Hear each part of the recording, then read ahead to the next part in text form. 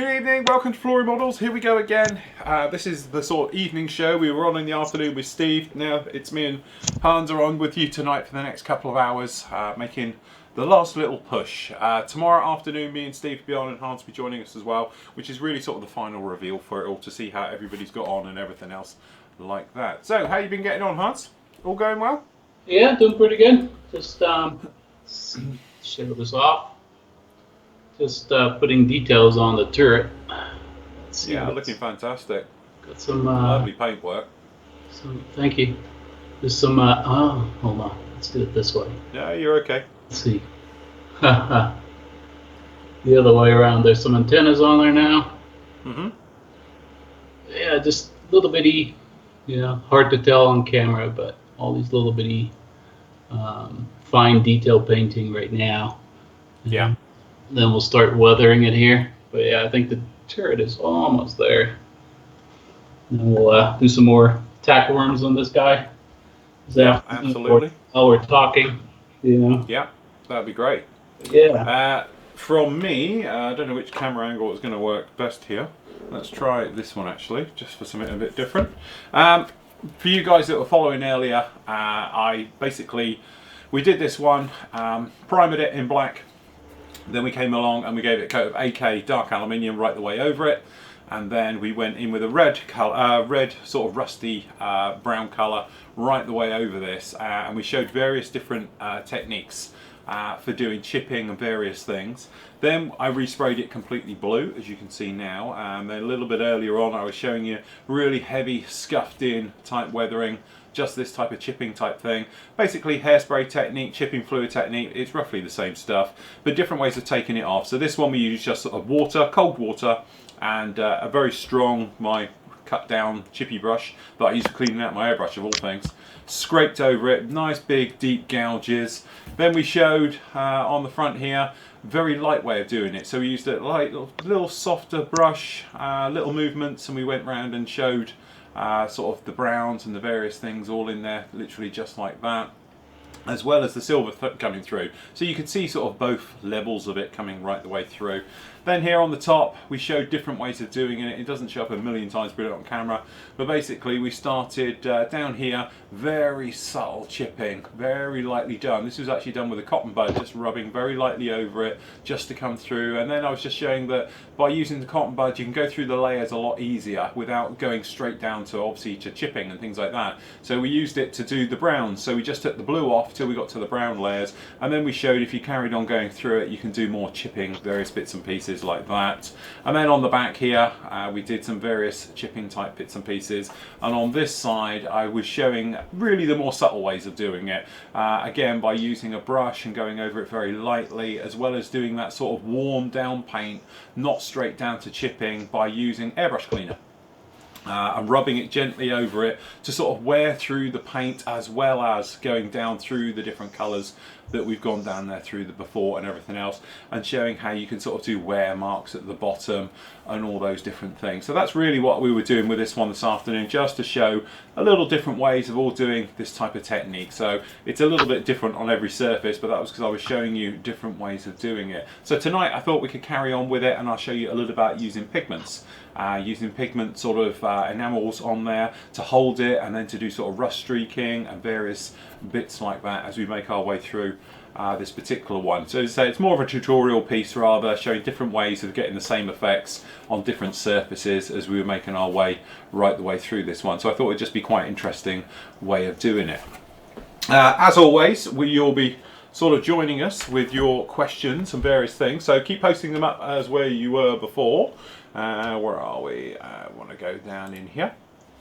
So obviously we got them down here below, where you'll be answering your questions we're talking about in a moment. And then don't forget, over in here we've obviously got your build threads, so we'll be looking at those. So usually if you can all put them up around about sort of 8 o'clock, we'll go through and see exactly how your builds are all doing. And then now obviously we've got quite a few, I don't know how many we got at the moment. Yeah, they're coming through now. We've got the actual finishes. So the guys have actually finished their builds. They're down here as well. So we'll be having a look at those throughout the evening as we make our way through, which is absolutely fantastic. Remember, as we were saying before, don't worry too much about finishing them off. I'd rather you guys spend an extra day or two, whatever it takes, to the end of the week to finish them off. So don't think, oh God, it's a panic, rush it and wreck your model. Remember, there is no sort of prizes for this or anything else. I will do a little montage video for us, which I'll probably sit down at the weekend, next weekend, and I'll do it ready for Monday. So that way, if you can get them all done by basically Friday night, Monday morning, over the Saturday morning, over the weekend, then I'll go through, I'll put together a little montage perhaps for the following Monday show for everybody who took part in this fantastic group build. Again, big thank you to you guys for joining us. As a lot of people have mentioned, members as well, we're amazed by the amount of you that have got on in for this and the amount that has been done. The quality of the work in such a short space of time. Here we are, day 4 technically of this, and you guys have finished what I would consider week-long projects. But you've got on with it, got down. It's great to hear some of the feedback. To be honest, I was going through some of my little PMs and that during the break and that, and you guys were saying that, you know, it's been great for the mojo to come back. You thoroughly enjoyed it. You want us to do more of these.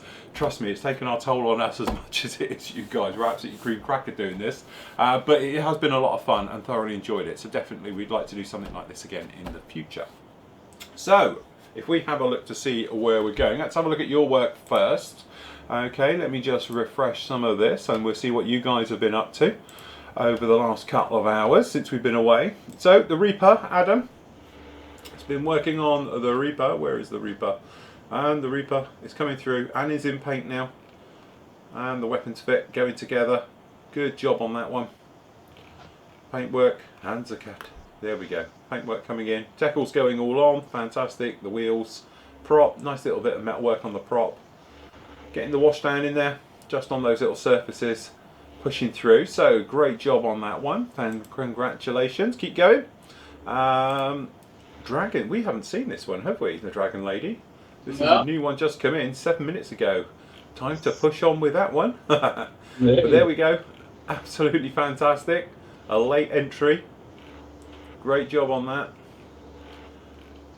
So you haven't got much time, but as I was saying, don't rush it. I'd rather you guys, you know, enjoy it rather than rushing it and all the rest of it. So good going with that one and see how you get on with it. Daz working on the T70. Yeah. So he's working on those tracks. How are they doing, Daz? Coming together? Yep, turret is on board. Moving along nicely. Coming along, Daz. Nice job on that one. And, right, where are we? TIE Fighter. Wow, really pushing on nicely with this one now. So well done, Robert. It's really coming together. Coming along very nicely. It's been great following along these builds. Remember, guys, you can just follow these builds at any point. We will categorise them and all the rest of it. But I think what we'll do, Hans, is leave this up for a week yet before we move it or anything. Yeah. The flak 20mm, getting on with the base with that. Bit of vegetation going in. Fantastic. Brilliant work with that one. Coming along really nicely. Okay, and that was Anton. Well done, Anton. The YF23. Eric's been working on, coming together. Really, really nice. Pushing on with that, and as you can see as well, the X1 that he's working on at the same time. Absolutely fantastic. Pushing on with that one. Beautiful work all round. And what have we got? The Coastal Defence Fort. D-Day one. There's the other one. Okay, so there's a couple of these things. This is the far newer one to the other one that we saw from 1969 earlier on. Although looking at it, I don't think it's that far out. Great work on that one. Coming together. Beautiful work. Nice work on the diorama as well, doing the upgrade on those. So absolutely fantastic. And that's Andrew. Well done on that one. Funny enough, I was down at Hobbycraft earlier and I saw that one. Where are we? Oh, the K100. How are we doing? Oh, decals are on. Lovely. Great work there, Chris. Fantastic. And the wash is on. Looking good. You can speed up the wash. Just stick the hairdryer on it, or just air from an airbrush if you want to push through quicker. The Corsair. Engine work done. Going together very nicely. And we're in the paint stage. The blues coming through and the cow and everything else like that. Well done, Dave, looking very good on that one. Congratulations. And Spitfire Mark V.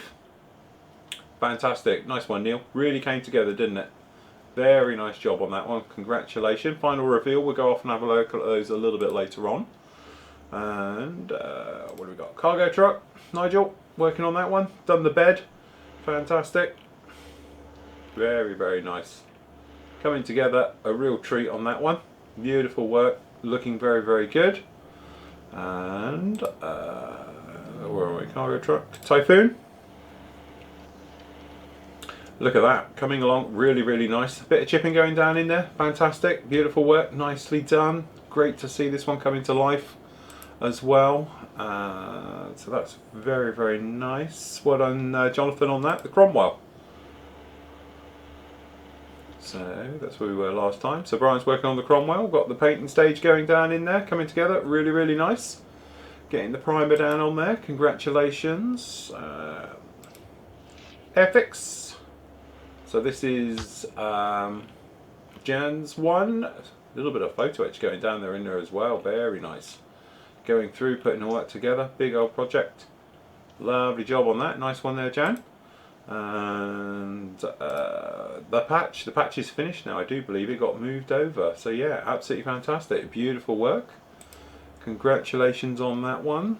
And we've got the Raphael M, that one coming down, all the sub-assemblies going all together, all that filler work going in there, and that's where we were before. Fantastic, well done everybody, great job by all, keep them all coming. And as I say, if you can get your updates on there for around about 8 o'clock, just after 8 o'clock, I'll have a run round and have a look at all of that. Oh, Michael's just done his, the i16, which we've been following along over the last few days. We saw it in paint stage. We were looking forward to that. There they are, and there it is, unveiled. So we've got those great, these are spray done markings from his own stencils. Printed his own stencils for that one. Absolutely fantastic. Look at that. Brilliant job. Really nice. Cool. Very, very cool. Yeah, we like that. Good little aircraft, that one. Okay, so if we just go back and we'll refresh that guy. Okay, well done everyone. Oh, Andy's popped in. Let me just grab Andy. See how the Buffalo is doing. Coming together really nicely. Paint on, primer on, pre-shading going down, and the paint is on. Well done, Andy. No pressure. Just need to get that done now. Okay, has Shell let him out? This is the thing. He's been allowed to back to the modelling bench. Okay, right, alright, that's fantastic. Well done everybody. As I say, we'll pop back and look at those later. We've got Krista, some nice pictures of some Russian hardware there. Question for Hans. Me, like you, just love Russian stuff. I think they look so mean. Have a lot of modern stuff coming up. I want to paint them in the modern Russian field camo and expo camo. You can buy paint sets from AK and MIG, but they are acrylic. Do you know of any? Mr. Colour paints or lacquer paints in this type of camo. Ooh. Let's see. Yeah, they MIG ammo, and of course does that, which he does. I guess he doesn't like that acrylic paint. Which, yeah, agree. Yeah, I think he. Do you know any? He wants to know if it's in Mr. Colour or the lacquer paints. The first one is the Expo scheme, which is all the sandy colors. So, yeah. Let's see. Mr. Payne does make that sand color, and that yellow tan brown. I don't think they do. Let's see.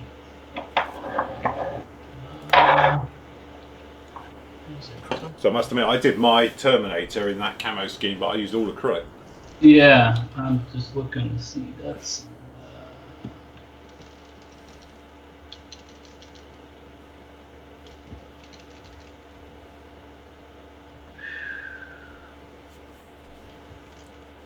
Might work for the intermediate color on the first one.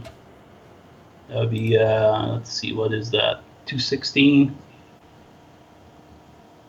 Whoops. Yeah, that looks quite good. Yeah. So you might have to put some more yellow in it though.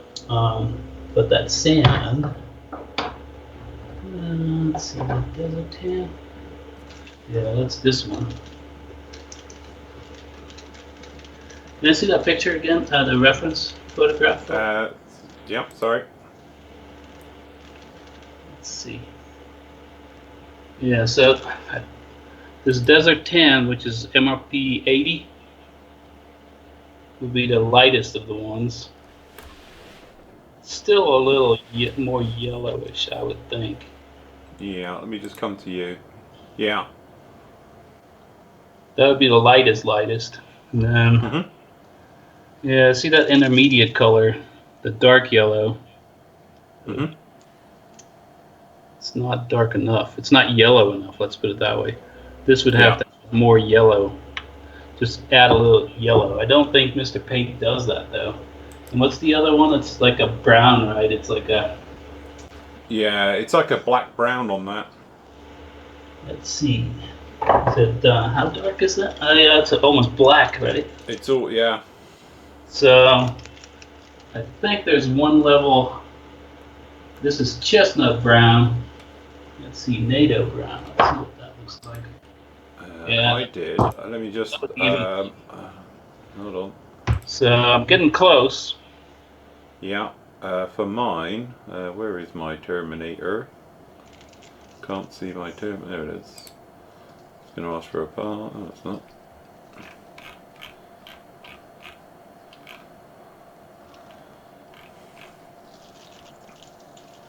Yeah, I did.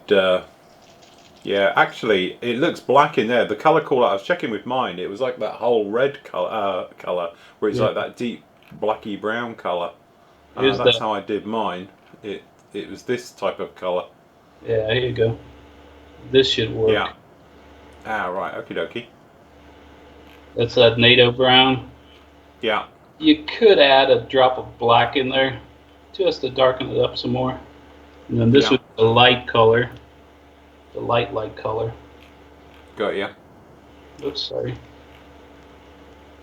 So 80 and 79.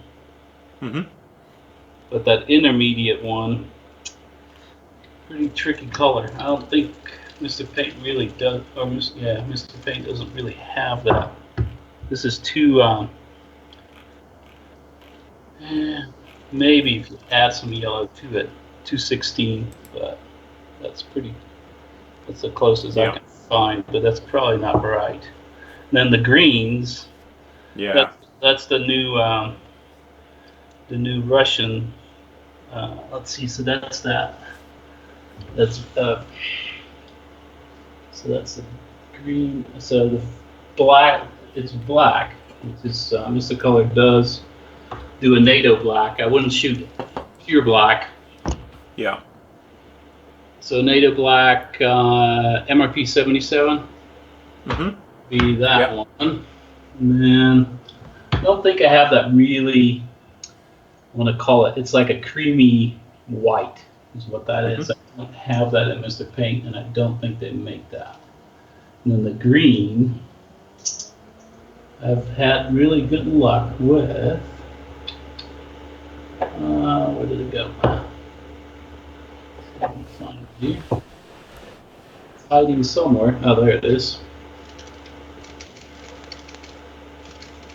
So depending on what you use as your base, if you use a black base, it gets darker for sure. But this is yellow olive, MRP 208, and I'll show you. I'll show you what it looks like on a black base. It actually turns out much darker. Let's try and get this guy up. You can see how dark that actually does get. Yeah. Yeah, that's it. It's a nice color, though. Yeah. Yeah, one of the better colors, I think, for doing that. Unfortunately, Mr. Paint doesn't have very specific colors for that type of armor yet. I would think he's going to bring out some more. I can imagine so. Speaking to him last week, he's got big plans for it and a very extensive list that he's on about bringing out quickly as well. So there'll be new colours added all the time. It's not like they're going to be doing it in phases. It's a continuous rollout of all the colours. Yeah, they do make a 4BO Russian green, which I think is just too light for that. Yeah, it does. Yeah. It's just too light. Good stuff. There we go. I hope that helps out a little bit.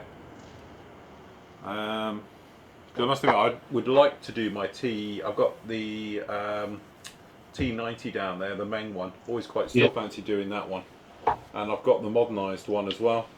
The trumpeter one down there. Various things, because I like doing the Russian stuff, because it'll go along with my Terminator, you see. So.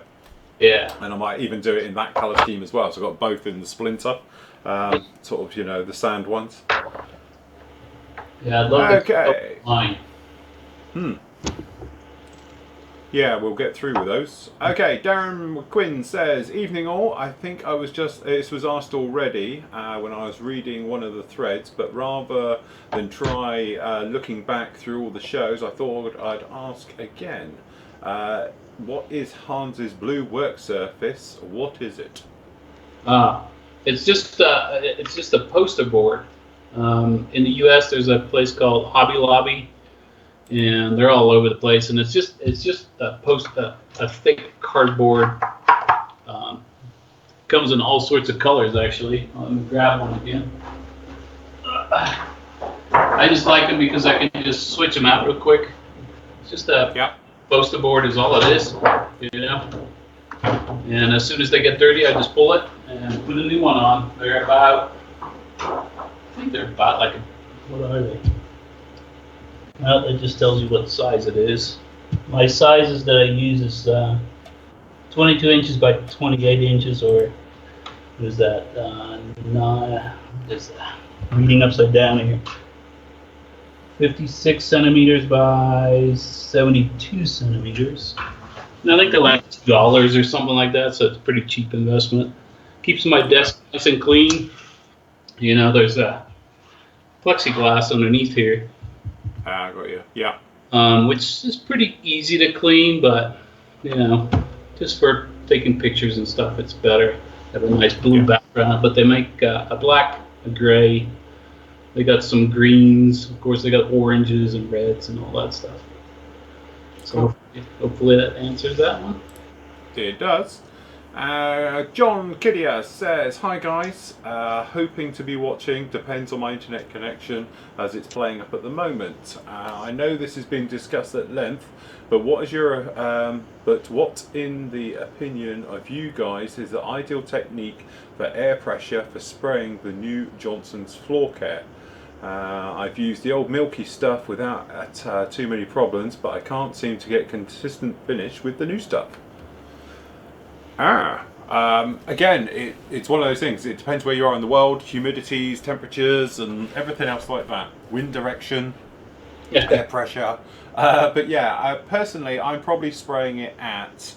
Well, my technique to do it really is quite a high air pressure, very dusty coat, just to get in there, because you need it for something to cling on to. Otherwise, it doesn't break the surface tension. It tends to pull up on itself a little bit. But then once that's on, like a little dusty coat, then what I actually do is go in with quite a heavy coat over it and just gloss down, literally. And from that point of view, I'm probably spraying it at around about, let's say, I don't have a gauge, so I'm gauging it on what I think it is. It's probably around about 12 PSI, something else like that. Quite close, quite low air pressure, and just putting it down and on. The great stuff is, this stuff is even better than the old one. If you do get any runs in it, you can literally just go over it again and brush them out by hand, and they will just melt away. They just blend away beautifully. And as I say, to be honest, we used it on this guy. I sprayed him with it, had no problems whatsoever, you know, and just used it like that. I tend to spray it literally just like the old stuff. It's the same type of techniques and all the rest of it. It shouldn't be too much. I think it may be a little bit thinner, and perhaps it doesn't have the coating capability. It tends to bead up on itself. It needs a little bit more on there just to break the surface tension. That's why I put down a dusty coat of it first, of itself, and then it melts into itself and grips better.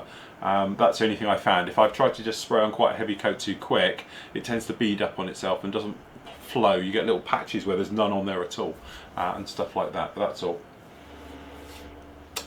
And Walter, hi guys, great show, enjoying the building along with you all. I'm just wondering about your workbench lights. Are your workbench benches higher than normal office desks? or have you lowered your chairs? Mine is standard height. My bench, I think, is pretty much.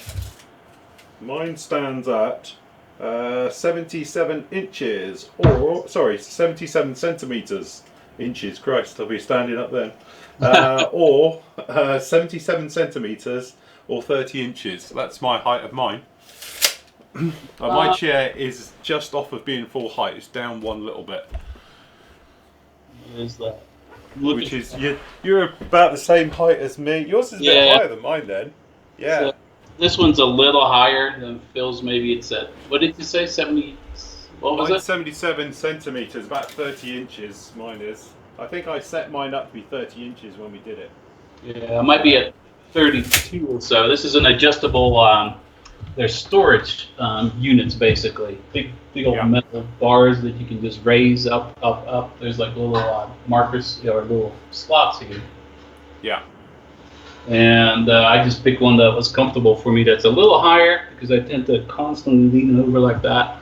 You know, that's just the way I work. So I tried to force myself to sit up higher, and just a normal height, old kitchen chair is what I have. So. Yeah. Yeah, I think the reason we did mine, to be honest, is, you know, I've got kitchen units like this underneath, and obviously if you had the full bit on there, it'd be far too high, because you'd be another like this much taller.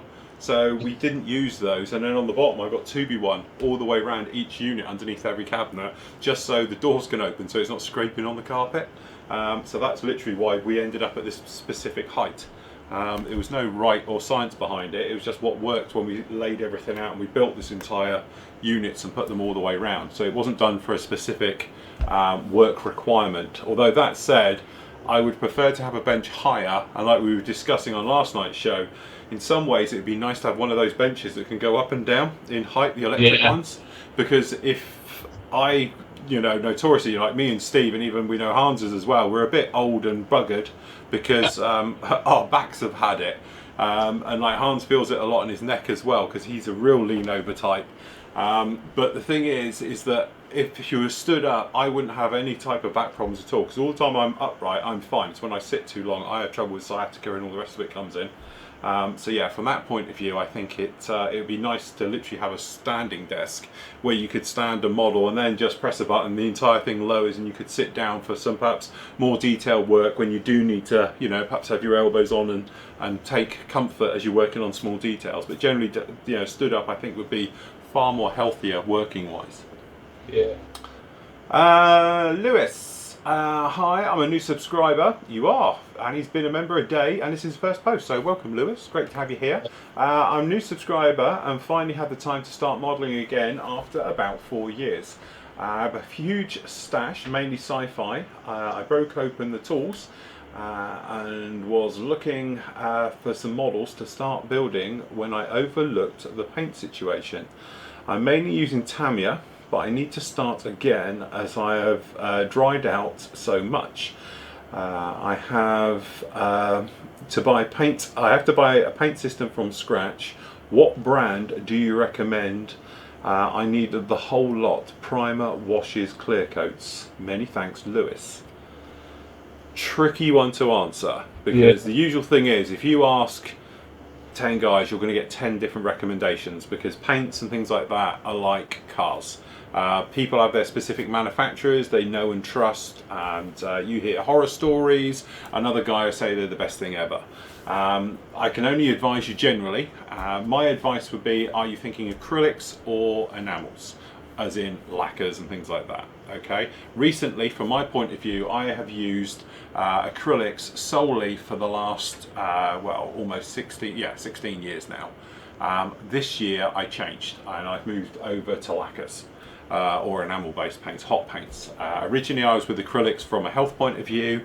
Mind you, speaking to other people now, they all say it's not worth it and all the rest of it, but now I must admit I'm using MRP, relatively a newish company on the market, been around a while, but they're really ramping up now.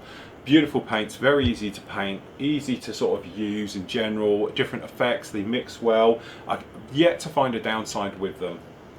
That said, I still love the Tamiya range. Tamiya are as good as they've ever been. They have extended the range probably since the last time you did it. They do a few new colours now, but they've still got plenty of gaps. They don't do sort of modern colours and stuff like that for the American military, Russian military, things like that. And then you've got obviously Vallejo. Vallejo acrylics, extensive range. Again, they're always adding to their range. They released 50 colours last week alone. So, you know, you've got things like that. So it depends on really what type of paint you're looking to. Guns, again, you probably know them from back in the day. They're still as good and a mainstream choice as ever. But there is other companies now.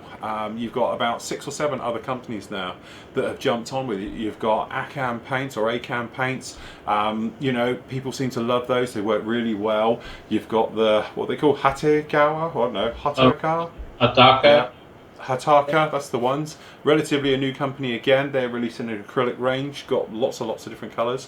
And then you've got people like AK now who release colour sets, and you've got MIG that release colour sets and everything else like that. So it just depends on which route you want to go down. If you want to go down perhaps enamels and lacquers and things like that, I would highly recommend the MRP range. Not easy to get hold of still. They say they're still ramping up. Having spoken to the owner at last week's Nationals, they're a very small operation. I'm amazed they make as many as they do, but they are ramping it up. They are hoping to improve their, you know, the amount they can kick out at any one time and everything else like that. And they are on about having a colour range of over 500 colours by the end of next year. So, you know, from that point of view, it should be very good for the future. As I said, they're brilliant paints. They work really well. Again, speaking to Vallejo, I had a meeting with Vallejo, with Alexander. He was telling me about their paint ranges and their things for the future. They're going to be releasing a load of new colours. They're trying to better colour match and everything else like that. So they intend to be ramping it up over the next few years. And MIG, obviously, they're doing it as well.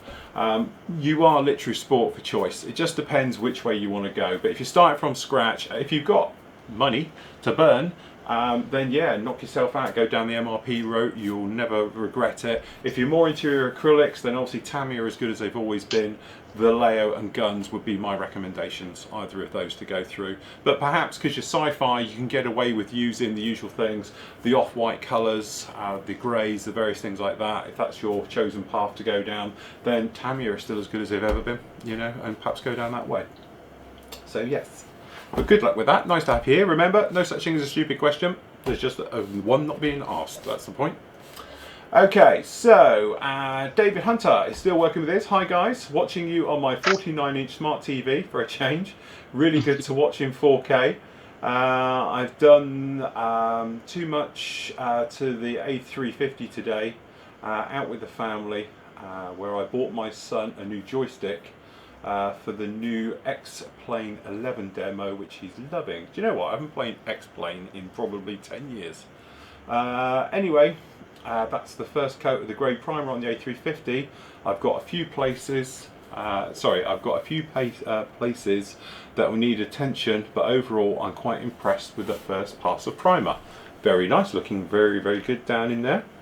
We can see, no, looking very nice. Cool. Okay, let me just see if we've got any more. We do. So we've also got Stephen. Good evening, guys. I've been enjoying the 4 days of the live shows. An enjoyable watch, and good to see you all getting on so quickly and effectively. Efficiently. In reply to Chris's question about Russian paints, the Vallejo's Model Air, with numerous new paints in the range, have added some Russian colours and also rebranded, recalibrated some of their existing range. True. That's what we're saying, but he was asking about enamels and other people's rather than the acrylic ranges. Richard says, hey Phil, do you or Hans know where in the US I can get MRP paints? I'm having a hard time finding them. Yeah. Go for it, Hans. You should be on commission for this. Yeah, really. We talked about yesterday. So 2 places. They're both on the East Coast. One is called hobbyworld-usa.com. Is the first one, and I can look them up again and show you that website. And redstarmodels.com. Let's make sure that I have that site exactly right. Both carry the full range, and And to be honest, if you look in the forum under Mr. Paint colors, it's two new or two new distributors in the U.S. All the information is in there. It's when I posted it up about 6 months ago. So you can find them Yep. here. Let me log on real quick. Mm-hmm. I'll I'll get just the get exact. this into a position so I can get on with some pigments on this. Let me just give this a little bit more chip in at the top here. Second as my iPad pops up. Okay, hold on.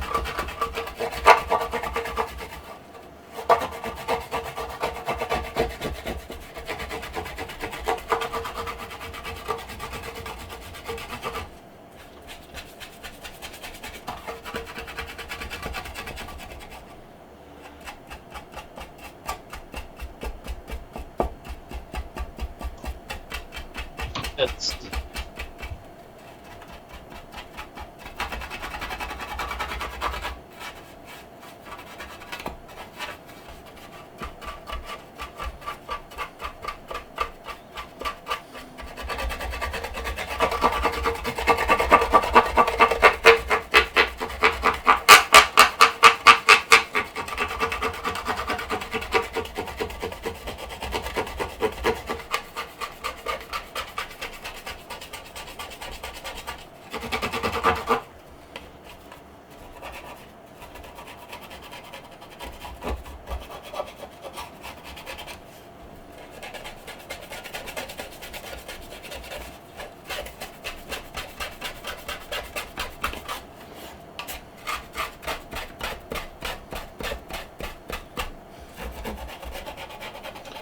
Okay, just give this a bit of a rub in just down in here.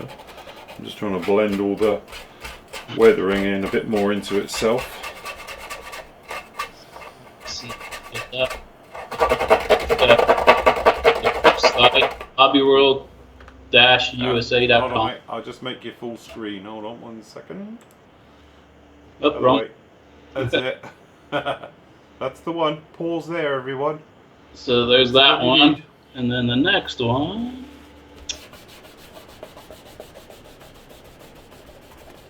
Let me think. Red star. Red star.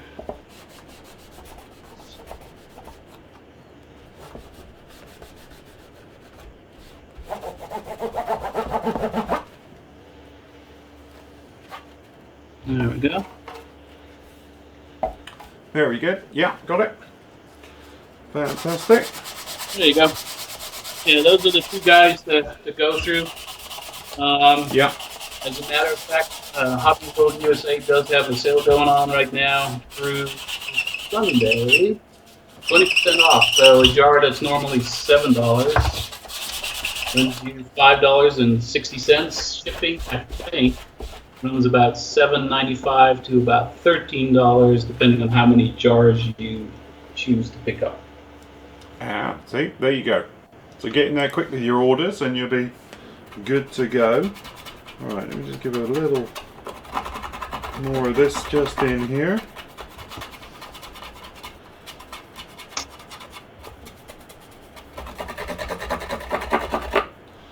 Let's give this a bit of a...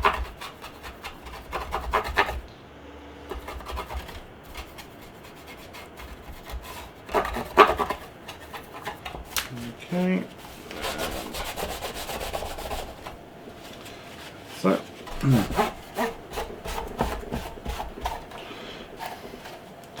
okay, that should do. We'll let that dry off and we'll have a go with some pigments in there. I'll do some nasties with it and make a mess and get covered and yucky stuff. The trouble with pigments. What have we got? Sand? What's that? Dark sand? Light sand? Dark sand? Light earth? I don't know. We'll have a play with all of them and make a huge mess. Okay, just make these.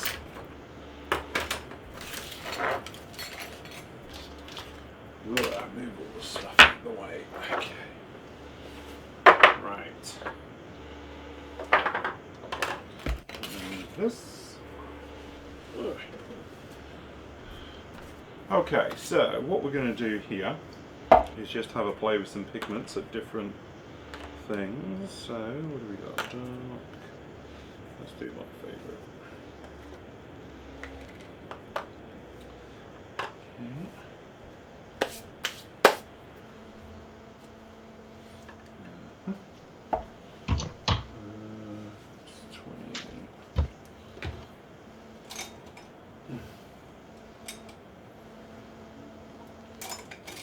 Brush, any brush.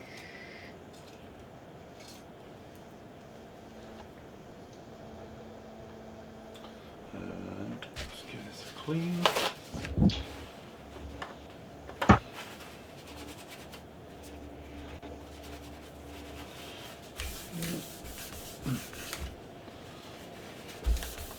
Right, okay.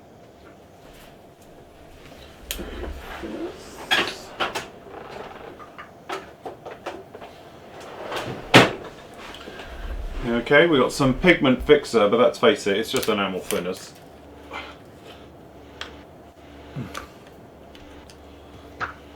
Okay, just control that camera.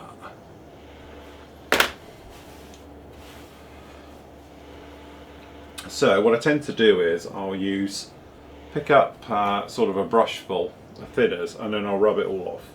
Okay, and then what I'll do is I will actually physically brush what's left like a dry brush over the entire area of how I want it. Okay, so something down there. And then what we'll do is we'll grab our pigment. So we just grab tiny little bit on the brush. Okay, and then we can just pop it around randomly where we want things just for the minute. Okay, so what we're going to do is just going to grab a little bit just at the tops. Okay, and you can sort of maneuver them around and put in dark and dirt. See, I'm just guessing a lot of this. Obviously you're going to get dark areas around the bottoms of the container, and then you're perhaps going to get streaking downwards. So we're just going to take it now and move it downwards. As I say, I've got no references, I'm just purely guessing at this point.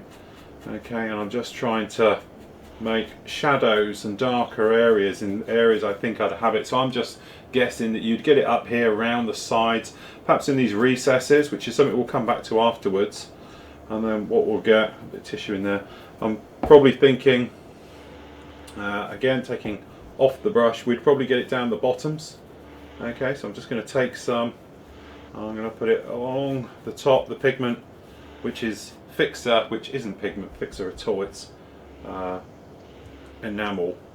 Okay, so we're just literally going to, just for the moment, rub a little bit of this around just in these areas. And you'll notice it will go flat and quite dark, so I'm just going to brush it around.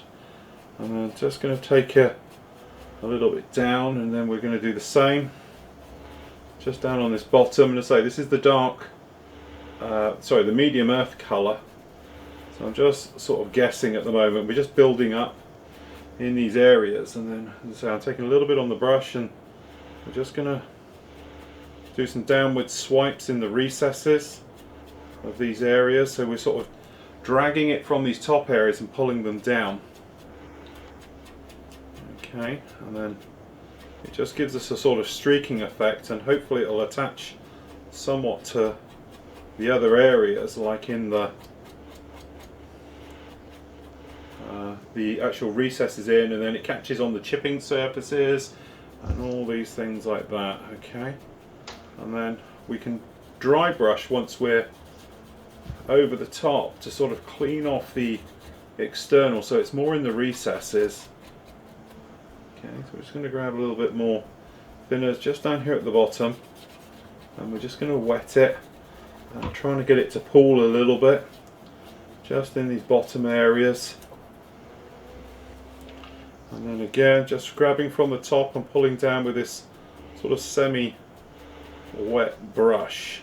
Okay, and then you can get these sort of streaking effects coming down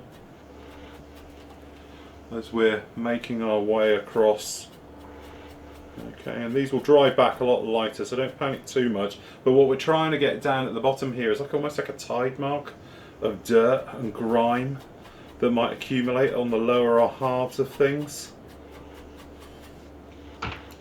Okay, so we're just going to brush that around a bit just to give us the sort of thing, and obviously I'm thinking it would, you know, bend up a little bit in the corners and everything else. So it would help if we had a reference, but to be honest, I haven't got one. Okay, so again, we've got that area. I'm adding a little bit more now, just down these bottom areas, and we're going to clean it back a little bit. We were just going to cause grime and dirt and build up down in this bottom area. So we've got something like this coming on. And then again, as it all dries back, it's going to dry back lighter, but we're just going to dry brush this in so it's not as strong. So we can take a little bit of thinners, clean off the brush a little bit, and then we're just going to rub it in these areas to clean off the surface bits. So it's all just a little bit more engaged into it. Okay, then we'll just take a bit of these.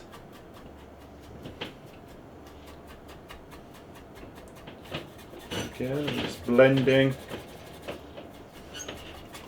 I'm trying to, as I say, we're trying to go for an old school look, heavy weathered container. So we're just going to brush this now, almost blending up and down. So some of this gets caught in the textures of the chipping and everything else that we've actually caused on this.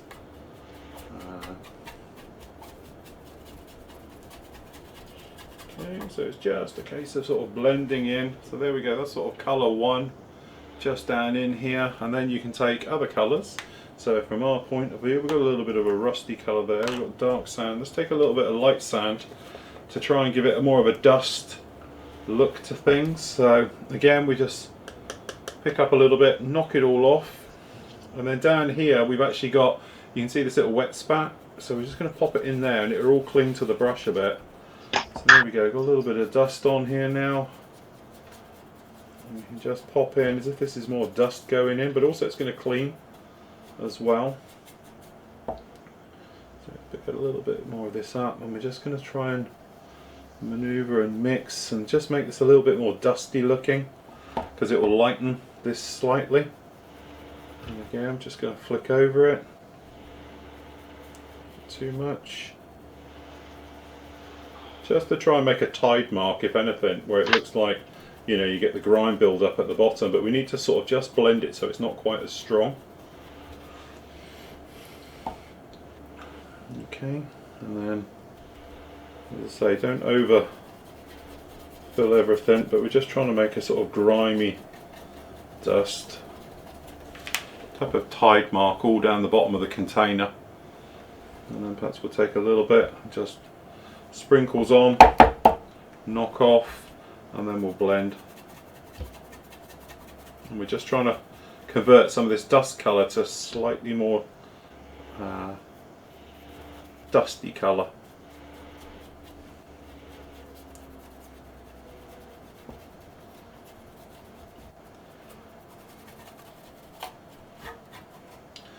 Okay, and then perhaps we'll put in a little bit of dirt just in the mid, just a little bit, just running all over, and then we're just going to do a downward drag just to give somewhat of a texture, and up and down as a blend.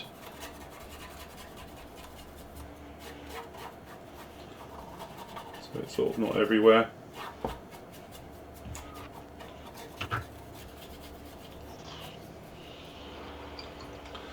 Okay, I don't know how well the camera is going to show this. If I just borrow the camera a minute, let's go full screen. Okay, so this is the type of effect we're getting with it. So you've got that sort of dirt on the bottom half. Hopefully you can see it like that. So you've got transitions of colour. You've got up the top here it's quite dark, but down here you've got more sort of dusty. It's sort of building up a little bit more down the bottom and everything else, but you can rub it with your finger as well. It's all to do with blending. Okay, so you can get in there.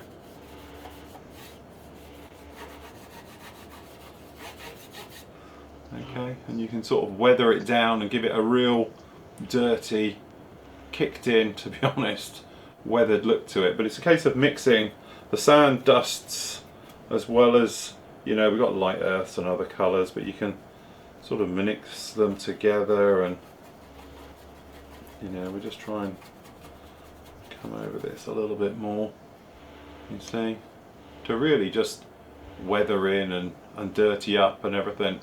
But a lot of it is references. Look at your references, see how things look in nature, and then you can go off. But this is how quickly you can weather with pigments stuff down the bottom. So it could start off with technically something really clean, and before you know it, we've gone in here and we've made this look like sort of old metal lying down on here. And then if you wanted to be honest, I haven't got one here, the dark rust colours, but if you wanted to put this sort of rusty, we got the rust colours in the series, and again we'll just knock a little bit and we can add just hints of that sort of red colour just into everything to sort of have that effective, but perhaps rust building up. I know it wouldn't have it on this type of container because they're all made of non-rusty stuff, I assume. You don't tend to see them rusty, but you see you can put down in here this sort of rust colours.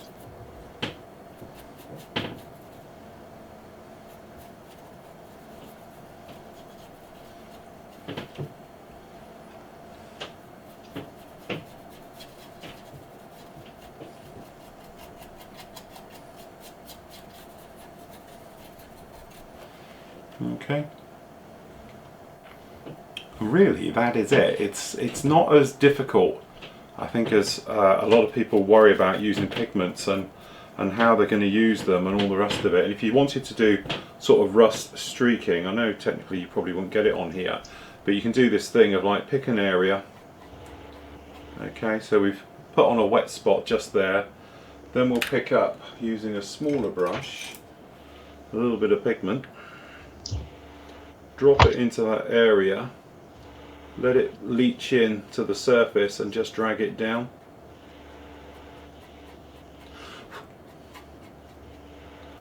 And you can sort of do that sort of rust streaking coming down. Then if you take a little bit of thinness on your brush and then very lightly you can draw it and streak it and refine it and pull it in and make it more of a line, because you'll clean away excesses and just come in.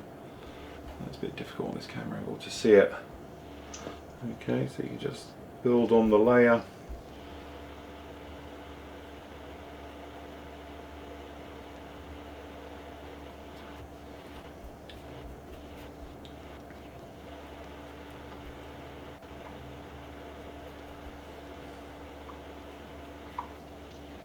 Again.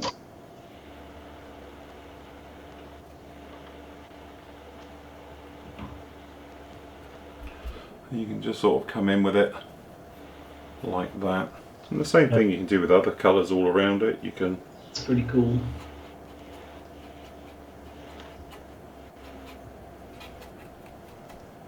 You can overcoat. Yeah, a little bit darker, look like a little bit older.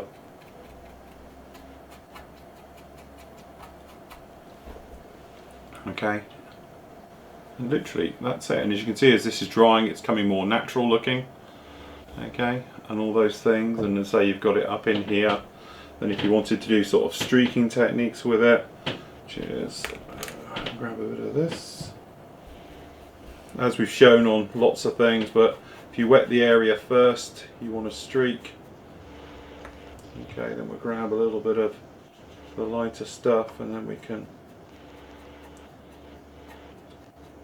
You can literally track it and walk it straight down, starting at the top.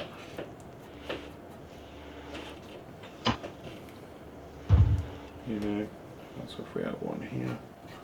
So put the fixer on, or your enamel thinners in at the top, and then you can just walk it down, and as it wets, it melts into itself.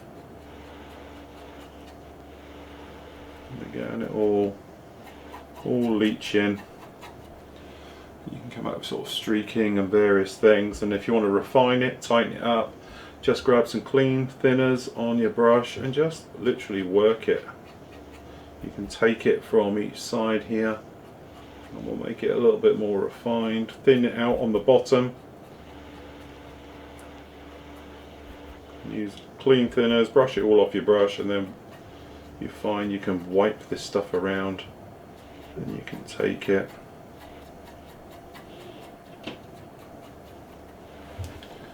There we go. You know, and as I say, let it dry back. When it dries back, as you can see down here, it's drying all the time.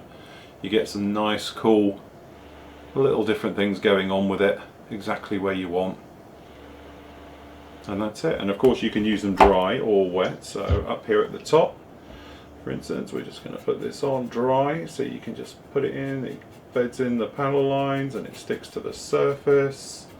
And again, you can do various things. You can take it with your finger and blend and just sort of wear it in, and you'd be amazed how robust it can be. Okay, when you're on, you can take again the brush that's got thinners on it and you can streak with it and do various cool little things. But the secret is to have hardly any thinners on your brush. And as I say, wait for it to dry back as well, because when it's wet it's very difficult to see, like up here, but as it's drying now you can see this type of effect we're getting with it, and as it's all drying back and everything else like that, and that's how you end up with something pretty horrible and dirty and grimy, but a lot of fun. And so you end up with something like that, and it doesn't take long. And the other thing as well, you can be very artistic with it. You can do as much or as little as you like. You can see on this camera angle the orange, the rust just along the bottom, working a bit better than it was on the other camera angle, but you see, and that's it. Simple. A lot of fun. Good stuff. Messy as hell though, that's my trouble. Yeah, it always makes a massive. Oh, that's horrendous. I must admit, I don't like them. I don't like even the manufacturing of them. When we make them and all the rest of it, they turn up to us from the factory in 25 kilo big sacks. They're like reinforced sacks, and just handling them, and then we take them from the big sacks and they go into like big giant plastic tubs. Just doing that, you get covered in it. It goes airborne. Everybody has to technically leave that part of the warehouse where it's done. It's sealed. There's 2 people in there wearing full respirator gears and all the rest of it. It's like working with toxic industrial waste. Yeah. So it's a horrible job, and that's, to be honest, why people say about, you know, oh, you don't have them in stock and all the rest of it. We only actually do runs of them every now and again because they're just horrible stuff to work with. It's all right in little pots, but when you're doing it big time, it's not nice. But there we go. Yeah, that looks awesome. Very fun. It's nice just to play sometimes like that. Yeah. Okay, let's get back to you guys with your things. Don't forget, guys, update your builds, and we can have a proper look through. And just need to do this 1 second. Okay, so right, that's enough of looking at me. There we go. Right. Where were we? We were down in here, so we did the A350 paints. Richard, hi Phil and Hans, coming along nicely with the Ford GT bill. I wanted to stop for a moment to give you two, along with Steve, a huge thank you. You've given a large amount of your time to us over the last few days. I've loved sitting here and building along in real time with you. Being selfish, I hope that you, Phil, have not burned yourself out to the point where you never do this again. I would love to see this type of build in the future. Don't worry about that. I will be back. I must admit, as I was saying before, it's really odd because, you know, I sit here doing this type of work every day of my life, okay? But the point where you're sat here for like 8 hours a day non-stop basically in front of the camera, a couple of little breaks and all the rest of it, it's a lot more than normally. You're up, you're moving around, you're answering the phone, various bits and pieces, might be up doing the SD cards, all the rest of it. But when you're just sat here, I tell you what, you know, I feel it. And I thought this chair was like the best thing ever. Yeah, it is. So God knows what I'd be like on one of the old ones, because I would have been crippled, I think, by now. But I know Steve was suffering a lot last night, bless him, and I know he's suffering tonight. And everything else. I know Hans was saying that his neck's actually hurting quite a bit because you're just not used to the solidness of doing it. And plus the fact, you know, you've got the thing of running this as well and doing all the questions and that. It is a lot of work, but I will admit it, I thoroughly enjoyed every minute of it. And yes, we will be doing these again. They're absolutely fantastic. Yeah, it was a lot of fun. Just, you know, like you say, just taking little breaks. It's amazing how many times you do get up instead of sitting here. That's what you do, you know. Yeah, definitely. I took some. You know, this is a lot of fun just to dedicate a bunch of time on it and just get it done. I must admit, this is the first time I've taken my painkillers for my back, my old school ones, the industrial horse ones as I call them, for a long time. So, but it's definitely been worth it. And as I say, we'll be doing it again. And next year, I've been speaking to the guys as well about it, is that obviously we'll be doing a lot more US time zones as well, so we'll be doing more in the afternoons. So like the Saturday shows and that, we're thinking about doing them more in the afternoons. We'll keep going with the ones in the morning as well, but we'll split some into the afternoons as well. So obviously Hans can join in with his. Now we've got him set up and he's running like a tree and all things like that. So definitely. So from, like, you know, when we do the Saturday type things and that, we'll put them on in the afternoon as well. So definitely you guys in the US, it'll be better time zone for you. But we'll keep up. Don't panic, the guys in Oz, we'll still be there as well. All be good. Okay, so thank you for that. Bruce says, evening gents, quick question, cockpit details. If a model comes with raised instrument detail and decals, do you sand off the raised decals to apply the raised detail to apply the decal, or do you apply the decal over the raised details? For large scales, I would expect to purchase, to punch out and applied, but how do you do it in 1/48? From my point of view, it depends on the ones. If some of them you get and it's literally just dials on a carrier film, and then the surface detail isn't too raised, I'll literally go over the top and let them sink into it.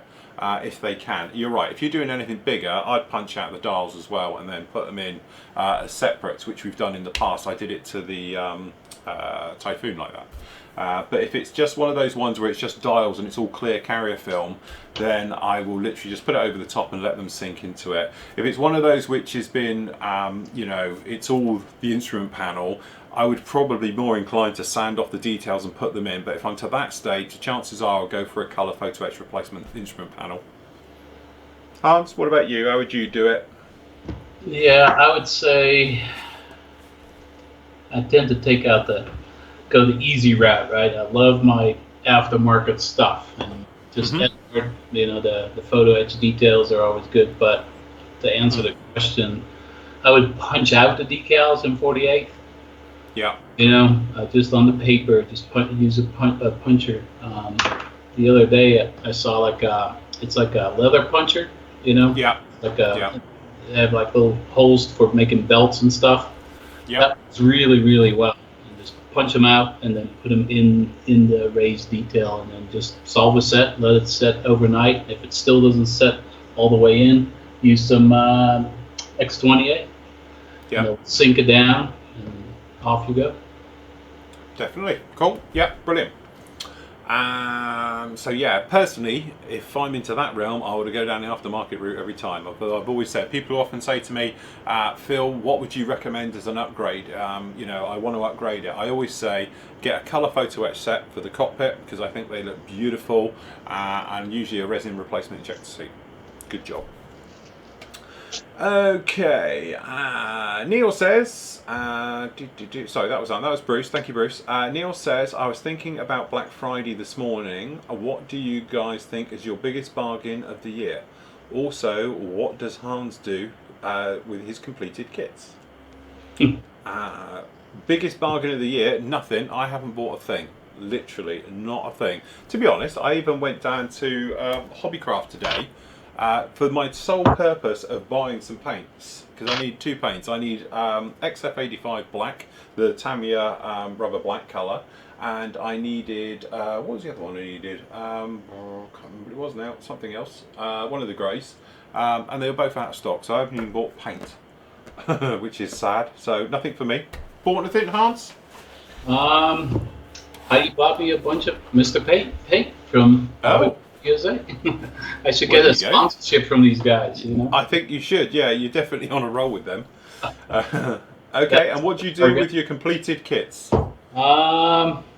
I do have quite a few display cases in this room, and I have two others in another room down in the basement. And then I do have some models on display at the local hobby shop, a couple at the museums. I do give away some models to friends, family members, that kind of stuff, when the time is right to make some more room. I can show you, I guess. Let's see if this works. Let's see if that works. Hold on one second. Let me switch cameras here. Let's do that. Let's hit that. Let's do that. Hit save. Hold on. Let's see if we can do this. Should be coming up. I don't know how. Yeah. How much room? Let me see how much room I have on this cord here. Yep, that's good. Hold on. So there's a bunch right there. Yeah, got them. Frog foot at the top. Yeah. There's not a lot of room in those cases. No, those are just IKEA cases. Mm-hmm. Let's see. Hold on. There's more there, and then the other one. Unfortunately, there's one that sits behind that paint rack. Right, got ya. There's another one that sits behind this paint rack. Right, yeah. And I can't reach with this camera, unfortunately. I'll take some pictures and I'll post them up. I got a couple of display cases that my wife had that I basically took over. All right, that's good. Yeah, we like that. Yeah, so I do tend to keep them around for a while, and then eventually it's time to move on, right? It's you've seen them a lot of times. They've been at contests. Yeah. You know, I keep the good ones, if you want to call that. You know, the ones that I really, really like, I keep around, and the rest, you know, eventually moves on to a different place. Museums, there's local museums here that tend to have this. Display areas. Our club has a couple of displays at those places, so it's another way to get rid of them. Very good. Sorry, I've got a new sign on our thing, and I don't know what it is, but there's a big sign that says no entry in there, so I don't know quite what you've got in there, Ron. Anyway, where were we? Sorry, I just saw that there. It was like, I've never seen that before. So there we go. Okay, Anton. No, hold on. Have I missed one? What to do with this kit? Anton, in response to Luis Vallejo as a line for fantasy war game called Game Air, similar to Model Air with different colours. So there we go. Might be one to look at as well on that one. Seth, hello. Still enjoying the show. Bless you, Seth. What do you guys think about Akan paints for Russian gear? I thought they were supposed to be the best for Russian colours, but I've only heard you talking about MRP. From my point of view, I've used them. I used them when I did my Hein 24. First time I'd used them, and to be honest, they sprayed beautifully. They worked a treat. I have no problem with them whatsoever. They worked just flawlessly. My problem with them from a point of view of colour is that they come with like faded colours. So it says like faded Russian Halo green and faded this and faded that. Personally, I prefer the original colour and then I'll fade it. Then that way I can go back in with original colours to do sort of touch-up marks and stuff like that. When it's been pre-weathered, it's very difficult to sort of do that. So that was my only drawback to it. But the reason I think with MRP paints is, that's the ones, Hans. I could get mine out in a minute wherever I run with them. But the thing is that the MRP, the reason we've been speaking about them so much is that they are quite a new thing, and every time we've used them, they've actually worked an absolute treat. with no problems whatsoever. But as for, yeah, Akan paints, hold on, I can do it as well, look. I have them here. They're definitely good. I used them on my SU-25 for the cockpit colors, and like you say, Phil, they're faded, right? Pre-faded or whatever you want to call it. And like so you say, so when you look at the colours, it actually says on there, like here, it's olive green camouflage for upper surfaces on Russian helicopters Mi-8, 24 and 28s. But as you say, it's camouflage rooms, but some of them actually say, like this one, says green faded for Mi-2, 6, 8, 17, 24 and 26. So the trouble with it was, when I wanted to go back, faded for the underside colour as well, it was very difficult to do that, because you have to sort of almost recreate the original colour then, which is a little bit more tricky. But from a spray point of view, I think they worked an absolute treat. They're lovely little paints.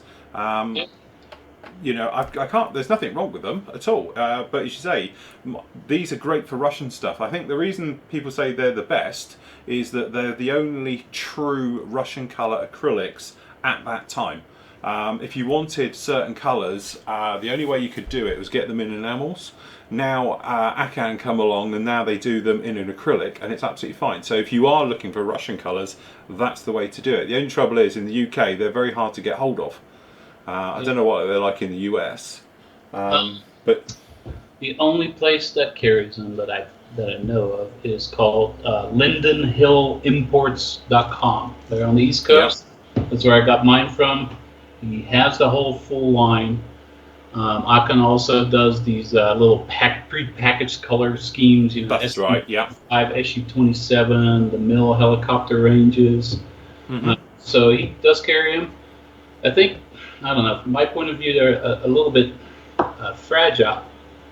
You really got to protect them very quickly. They're great for chipping, which is kind of fun. You know, water-based, they're easy to clean up. They don't smell at all. Spray pretty easy. I would say 12 to 15 psi and a 0.15. You go to a 0.2. Maybe 18 psi max is what I would say. Yeah, pretty good paints, really. Yeah. Here's the. That's really hard to see what these the blue background. Yeah. It's actually a much more mustardy brown. This is SU-25s. You know, those faded browns and stuff. Yeah. But yeah, I like them. You know, they're very good. Yeah, I must admit, you know, I took your advice on these, if I remember rightly, because you used them on your SU-25, and then I used them when I did the Hein 24. And never used them before, and you gave me a few pointers on spraying them and that, and they worked a treat. I have no problem with them at all. As I say, the big problem we have here in the UK is purely getting them. And if I remember rightly, I couldn't get these, the particular colours, so I ended up getting, I think it was like 2 colours as singles, which I could get, and the rest of them were part of the Russian Hilo pack, which is like 6 colours in a pack, I think it was, and that I got off of eBay, which of all places came out of Japan, which didn't take long at all, but obviously done the full route all the way around the world, and I got them in like that, and you know, from that point of view, no problem at all. But again, I think it's the difference is if you're spraying acrylic, then this would be your go-to paints for Russian stuff, because they just do all the colours and they're all pretty much spot on. But from our point of view, we're talking more lacquers now, which it does seem we've all jumped on the same boat, but we all blame Hans because he got us all spraying MRP. So it's his fault. Let me see if I can find that. There it is. Linden Hill is in the US. Is this a question? Yeah, we have one in the UK as well.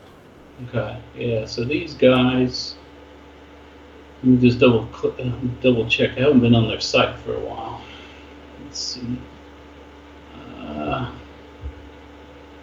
Yeah, so they still carry Akan all the way through. Let me just double check. Yeah. Oops. A different camera. Hold on, I'll make you full. Yeah. Oops. Yeah. Let me zoom out a little bit here. Give me 2 seconds. Let's get this organized. No, you're all good. It's fine. Yeah, so these guys, definitely got the full range.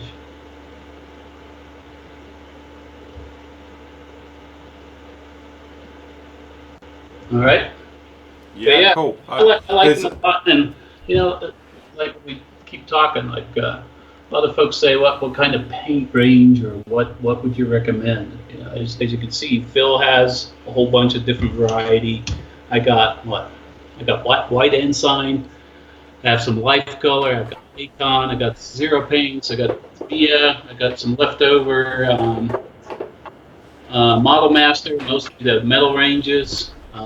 Mr. Color is my favorite. I would say I'm really switching over to Mr. Paint because I love how that sprays.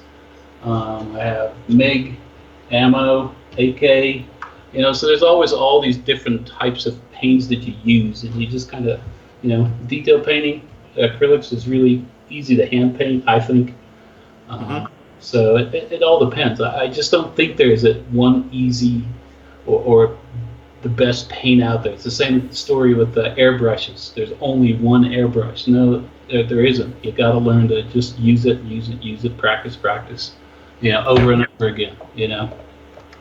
And again, I think this boils down to that thing about what works for me or Hans or Steve might not work for you.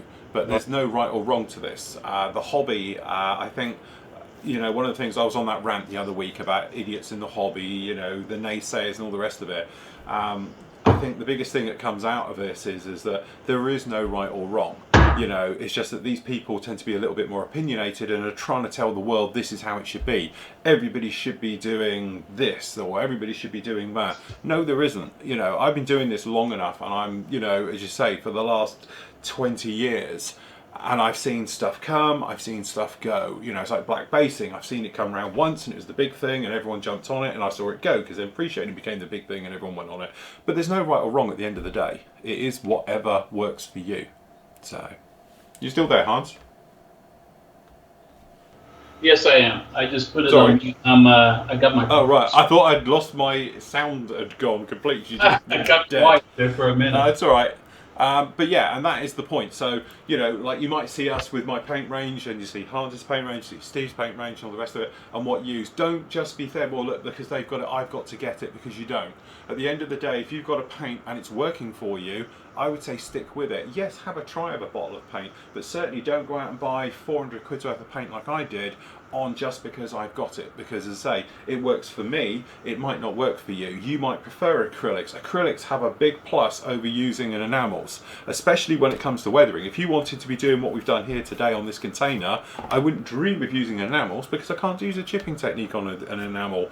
And the various different things I did on this one this afternoon, you just couldn't get away with it. Doing something like the Bell X1, yeah, you can get away with enamels on there, you could get away with lacquers or acrylics and all the rest of it, but there's a place for almost everything in the hobby, and that's why I don't get rid of it. I had loads of people say to me, oh, if you're not using those paints anymore, can I have them? Or can I buy them from you? No, because I've still got them. They're just not my go-to paint, but certainly they're my backup paint, and I'll go off and use them as is required, because like everything has its place in the hobby. But I know guys who hand paint, you know, and that's what they do. They don't even airbrush because they don't need to, because their hand painting is absolutely stunning, and what they do with the paintbrush still is mind-boggling to me, you know, and that's it. And I know people who have a £500, you know, sort of $700 airbrush, and I know people who've got a $20 Chinese knockoff and can produce exactly the same thing. So it is that thing. If it's working for you, that's fine. You know, by all means try new stuff, but don't be swayed to think, right, this is the new thing, I'm going to go out and do it. Because let's face it, we all can be swooned by these things. There's fantastic model magazines that have these fantastic paint ranges, and let's face it, you know, marketing these days must cost thousands and thousands of dollars because they have these fantastic glossy pictures with these beautiful tools, but at the end of the day, if you've got something that does it just as well, stick with it. You know, don't be sort of swoon into it. But, you know, we give advice, but I give it very loosely. I'm not telling people how to model. I'm not telling people what to use. I'm just sort of giving you guidance on how I do things and move through it all like that. Because as I said, the big thing is I've learned, especially this year, that it's definitely no right way to do anything. There's 10 different ways to do 10 different things, and they work for 10 different people. So, yes. Okay, so Ron says, hi, read my question about grey paint and what grime wash on the Raphael. Thanks for convincing me. Keep up the good work. Fantastic, as long as it works. I don't know why that I've got that little symbol, I must admit. I'm not going to click on it because I don't know what it is. Okay, Tom Evans, still enjoying the show with the pigment work. Are you using specific type of thinner or any particular manufacturer? No, it's just generic enamel thinners that I happen to put back in this bottle out of B&Q. It was enamel thinners from B&Q. They call it Pigment Fixer. I, to be honest, cleaned my brush out with it, I know.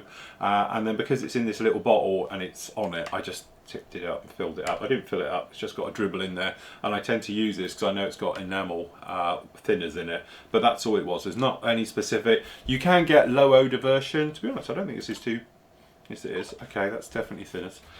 But you can get low odor versions as well, and they tend to be not as aggressive.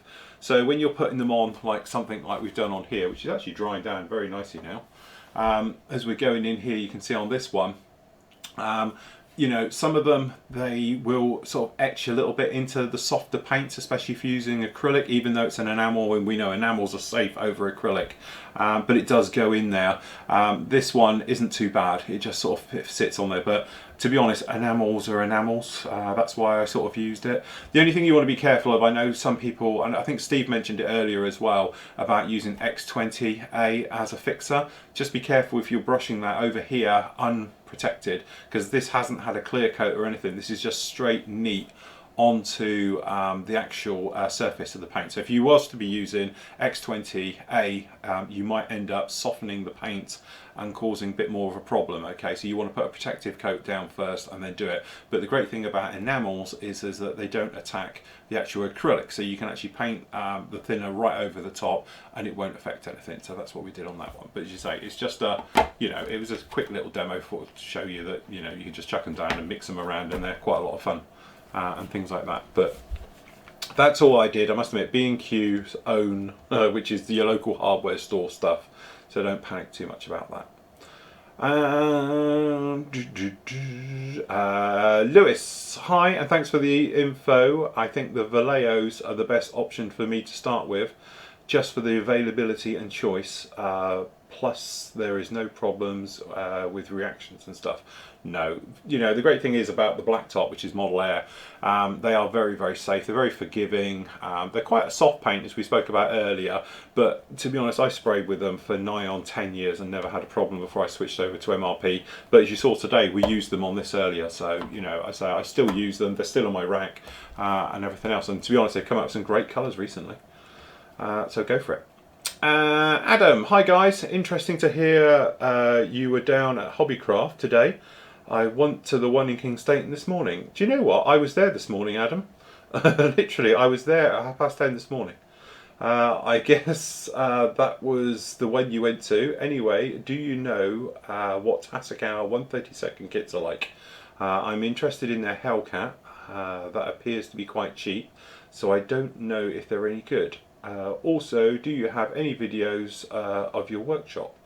I'd love to see how you display your models. Thanks. You must have seen it. I've always got my camera around in here, walking around in here.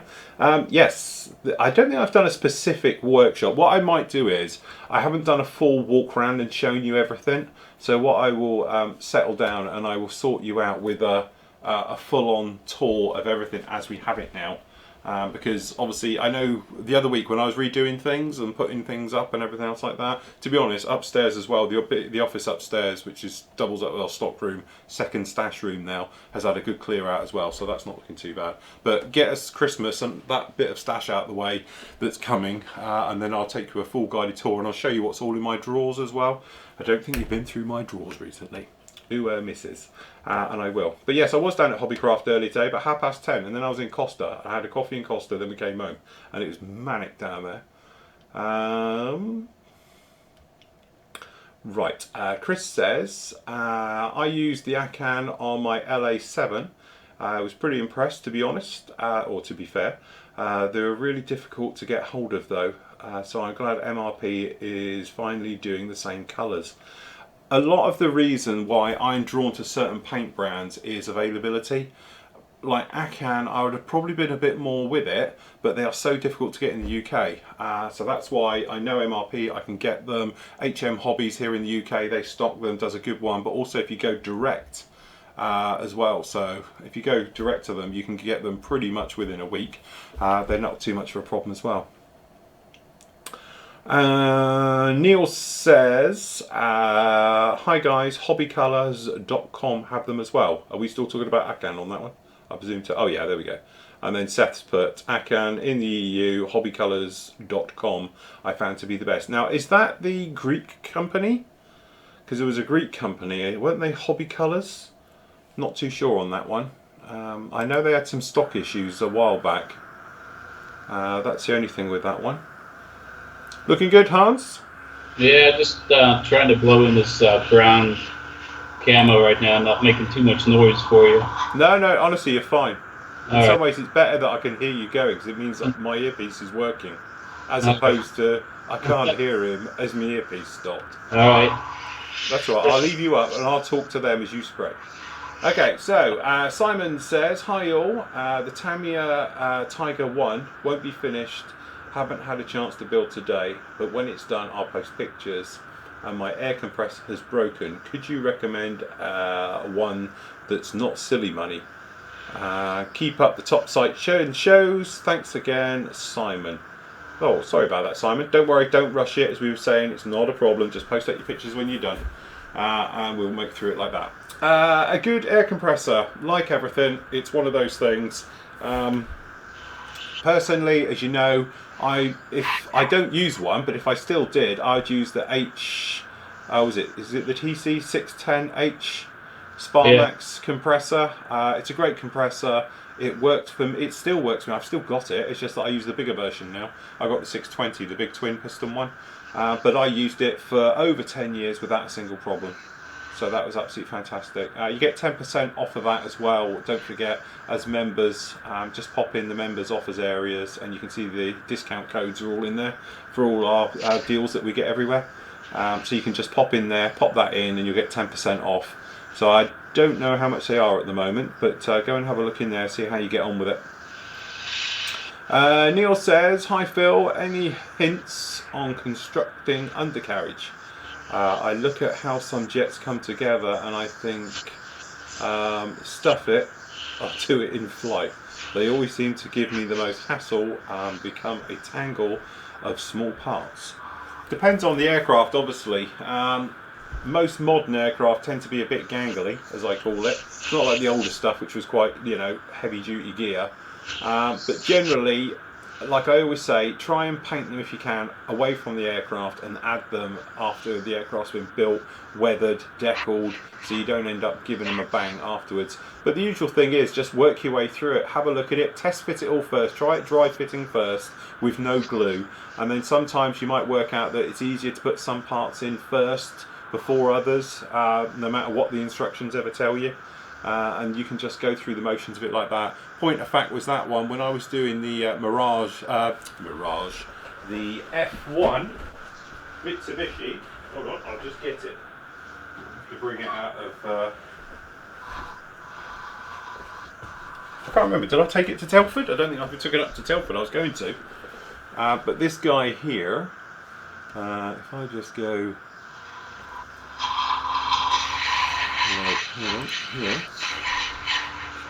when we did the gear under this guy, you might be able to see it looks a little bit fiddly and gangly, but I soon learned that if you put the activator in for it, which are the ones that go to the front to the back, fitted them first, then put the gear in, it would have it do it the other way round, and then that way all that weirdo gear and everything else went in with no problem at all.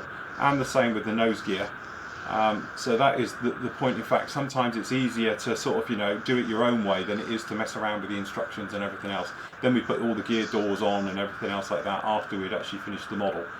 But as I say, if you test fit it, you can usually see an easier option than perhaps messing around with it and all the rest of it, as you do other things and stuff like that.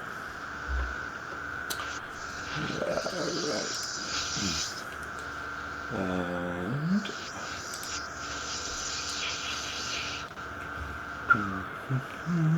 Okay, John says, hi Phil and Hans. Just got back in to continue putting the decals on my Sabre and MIG. I hear what you were saying about Revel Aquacolor. Thin it a million to one. As I say, it's the gift that keeps giving. I normally brush paint with Humbrol enamels and acrylics, but find some of the aquacolors useful, particularly the metallics, but have used them on the Sabre and MIG as they dry in a few minutes. I have an airbrush and did use it on the 1/48 scale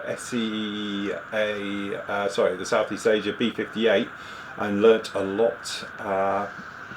But the setup, but due to time constraints, no dedicated room, I use the kitchen table with the kids running around in the background until about 9 p.m. Setup, clean down, storage meant I've gone back to using the paintbrush for the time being, and finished the Hustler by hand painting with Sister in aquacolor metallics. I must admit, I've never used them properly. I've only tried to spray with them once, and they were literally, I did spray with it once, it was just like an off-white I needed, and it was just like spraying Dulux. It was really thick. I know I'll be unlikely to get the same finish with a hairy stick, but I'm trying to adopt some of the techniques you use to try and improve my kits. But there are any tips for an old school brush users other than get an airbrush? Yes, I like the container. It looks like what happened to the TARDIS that lands in the docks at the Chameleon circuit kicks in. Okay, liking the format. Hope to do this again sometime. Definitely. Painting with a paintbrush. Thin your paint. That's the only advice I can give, as I say, and a retarder. Now, I know some people literally use, if I just borrow the camera a minute, like to use this stuff, which is your normal airbrush cleaner. Sorry, that way. Okay, because this actually has a retarder into it, so that's why you get a sort of soapy look to it when you brush it around and everything else like that. But this stuff works really well. When we have Ben down here who's teaching me how to hand paint, this is how we did it. But you can buy dedicated retarders and stuff like that as well. So the great thing about that is because it's got a retarder, it stops especially acrylic paints from getting that skin on the surface and you get drag marks. What it actually enables it to do is self-level. So once you put a brush stroke through it, it's got that time and able to bounce back, be nice and level and give you a smooth finish. But speaking to guys I know that do it, they always say keep your paint thin and build up the layers, and that's what you do. You don't go in there with a brush full and try and put it on like tar. It's literally light brushing them up, bring up the layers between coats, and you're good to go. But a retarder is almost, especially Tamiya, is a must for doing it. Otherwise you just end up pushing the paint around instead of brushing it on smoothly. And Simon was saying that's the one I was thinking of. There we go. Nigel Frampton. Hey Phil and Hans. I haven't tried the Akan planes yet. Yeah. But there they all are. Yeah, that's the ones you want. Oh look, Hans, you've got your digital scheme as well. All right. Yeah. Because that's the one you're doing, isn't it? Yep. That's Foxbot decals. Well, that's on the back of the Akan pack, isn't it? Yeah, isn't that interesting? They must have made a deal with them or something. It looks like the Foxbat decal sheet is the next picture. Yeah, I think that's what they've done. Yeah. So, there we go. That's the ones. Yeah, I'll start that keep scrolling. January 1st. Yeah. So yeah, there we go. That's what Hans will be doing. So he's going to be doing that one. Fantastic. I'm trying to hurry up so I can unmask this and show you guys here. That's all right, mate. Don't rush it. All good. So you carry on, because in a minute I'm going to whip around the forum and have a look at the reveals and that. So take your time. Good evening, Phil. I have a question for Hans about Panza Putty. How reusable is it? Is it only good for 1 or 2 uses, or is it good for more? There we go. No, it's very usable. Let me turn this off. as you can, let's put this back here. You can see there's a lot of overspray, but as soon as you need it, it comes right. The paint comes right off. Let's see. So Yep. all you do is just pull it back off, start kneading it around. Oops, let's see. And the paint will just strip right back off. It's quite unique stuff. I've been using it for months and months and months. It can be reused, reused, reused. I don't know what it is really. Well, I can tell you what it is because I've got the original somewhere. I just can't find it. I'm looking for mine. I don't know what I've done with mine. Where's mine? Oh, here we are. To use just white tack all the time, but it's much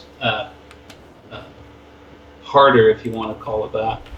So this is what it actually is. They call it scientific putty or clever putty, and this is it when it's not on costing a fortune, because a tub of this is like £1.50 or something. How much is that one? You know, I wish I could. I have no idea. I can't remember.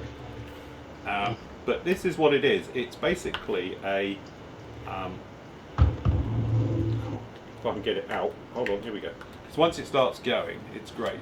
But we've reviewed this and we've looked at it, and I used it. If you have a look at my it's when I went to Hawaii and Alaska. Hurricane. Where is my Hurricane? That's in. So anyway, I used it on the Hurricane build for doing all the camo. And the weird thing about this stuff is it sort of self-levels itself out, which is what is great about it. And if you stick it like that, if you watch this thing over time, it will literally just go back to being a pancake. I can stop it from falling over. Yeah, there we go. Stuff, as you make, I don't know what we're making, Phil, but that's kind of. Well, yours looks more healthy than mine does. There you go. But yeah, just self-levels, you know, that's what's cool about it. But yeah. It doesn't actually say what it's made out of, funny enough, in the thing. It just says, warning, don't eat it. Just in case. Avoid contact with fabrics as it can be difficult to remove. And all the rest of it. But if you look, like mine's sort of collapsing on itself and flattening out, it's really weird stuff. It's very clever stuff, actually, hence its name. It's called Clever Putty. But as I say, it was available at the Science Museum. Panza Putty, all they've done is use this, and they're probably charging an horrendous amount of money for it. But it's very clever. The only thing is, I found with it, because it's doing this is what it's doing, it's self-leveling itself out, that what can happen is if you put it onto your model, it's always flattening out. Yeah. So if you're using like a worm, if you're using like the old school way of using normal putties and stuff like that, with this, if you make a roll of it and you place it down, that's where it stays. This, if you do something similar with it, which I'll try and do, I'll get a bit off. If you watch during the next 10 minutes, you get a worm of it and you go, okay, and we're going to place it. Actually, if I place it inside, that's inside the squares there. Okay, and then this one we'll put next to it. And we'll do exactly the same inside the squares there. You'll see what will happen is this will continue to flatten itself out and literally go like a glossy surface and everything else like that. And then what happens is, obviously though, it's gone wider than you think. So when you're spraying with it, you need to get this stuff on and off within a certain amount of time. Otherwise it's literally going to bend into itself, which is another little thing we can show here. If you grab a bit of this and roll it round in a circle, if I put it round this square, my problem with it is that over time it goes smaller than the square. There we go, that's the square. But it will sort of flatten down and goes wider and wider and wider, which then can affect your camo pattern. And it's the only thing I learned. But as you say, as long as you place it on, you're good to go, you get on with the spraying, within half an hour you'll be fine. But as you can see at Hans's, it's very glossy on the surface. That's where it's continuing to self-level and to go flat and everything else like that. And as you can see from this guy over here, it's getting flatter. and this one's already coming up to the lines as it's going down. Yeah. So yeah, it's So already. it is. That's the you can see in like Hans's pot as well what this stuff's like. But as you say, it's great stuff, and the nice thing about it is it's not too aggressive at pulling up your photo etch, is it? No, that's what I kind of like about it, because I do use just a regular white tack. Let's see where are we? Right there. Yeah. But that's much harder and much more sticky, so it tends to pull up, your photo etch. This stuff, it will, but less aggressive, if that's the word. Yeah. Almost there, Bill. No, you're all good.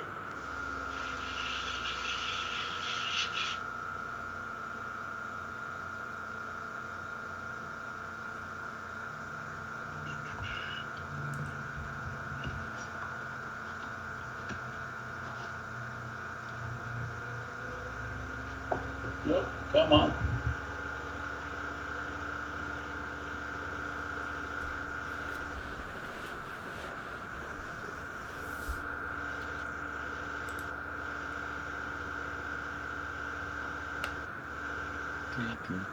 Okay, Daz says, Phil, like John above, I brush paint too. I find distilled water works just as well for thinning paint. So you don't use a retarder at all then on that one, Daz? As I say, I thought a retarder, a thingy might help as well. Peter Allen, hi gents, loving the builds. Question about paint. Do Mr. Paint have a light ghost grey? If not, what would be the best alternative? Yes, they do. Yeah. I had it yesterday. They do the dark, and they don't call it though light ghost grey. They call it. I've got to find it now by the FS number. Hold on. I had it yesterday. They actually call it, because it's 375, isn't it? FS 375. If you go to their website, they're pretty good. Just put in the FS number.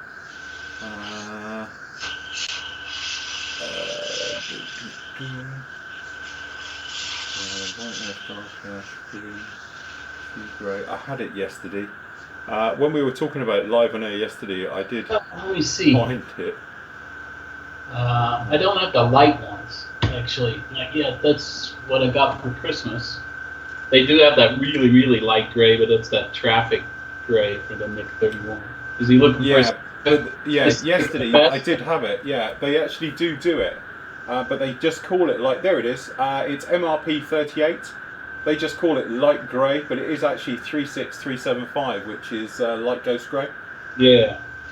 But they don't call it light ghost grey. Again, I think the trouble MRP have, and he is aware of it, because I had to speak to him via his translator when I was speaking to him at Telford, is that he doesn't speak a word of English.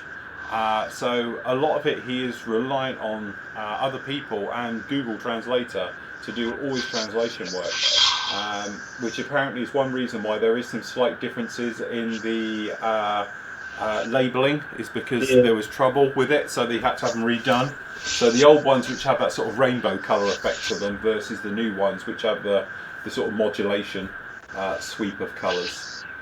So yeah, that's what it is. But again, that's what it is. It's MRP 38 is light ghost grey, and then dark ghost grey is dark gold grey, dark ghost grey is MRP 97. So yeah, that's the only trouble. So you do have to be a little bit aware of them.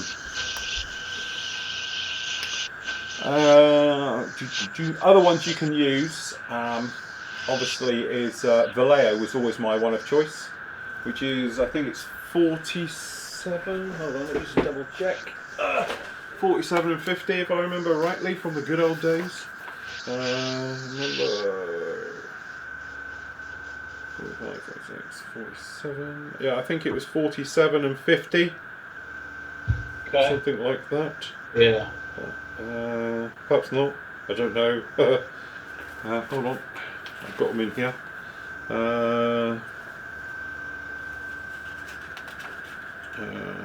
Yeah, 47 is dark ghost grey.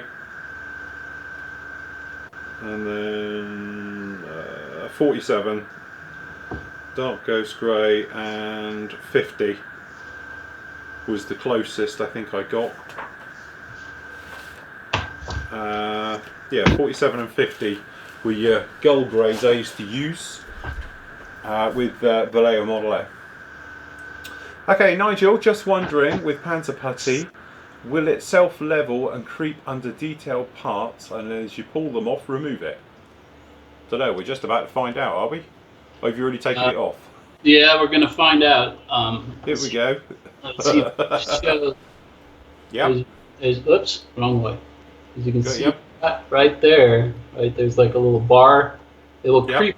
It will creep right underneath it, which I think is a nice thing about it, because that way you get a nice sharp line if you do sharp camo lines, right? The big trick. Let's try and start peeling it apart here. See how dry it is. Let's give it a second. Let's let it dry up a little bit, and we'll start peeling some of it off. But yeah, it's tricky. There's no doubt about it. Let's see. Especially when all that photo etch grill you put down suddenly comes flying off with it. It's like there is no right or wrong way, right? Some people love to put all the detail on, which is what I do, and then you get into this situation of now what, right? Or put it afterwards, and then you got to hand paint everything back in, which unfortunately I think that's one of the big drawbacks of Mr. Paint. You can't hand paint that stuff worth for squat, you know. No. So let's see. I don't know how easy you can see that on the camera, Phil, but no pressure. Hey, look, it's not me.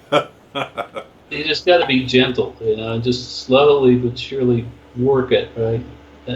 That's the one thing with the Panza Putty. You spray it and you want to start moving it out, right, and pull it off. You can't let it sit for a day like white tack. You can even let it sit for a week. It gets rock hard. Is what I found out. You know, especially when it's a cooler work area. If your work area is fairly warm. So here's a little example. Let's see.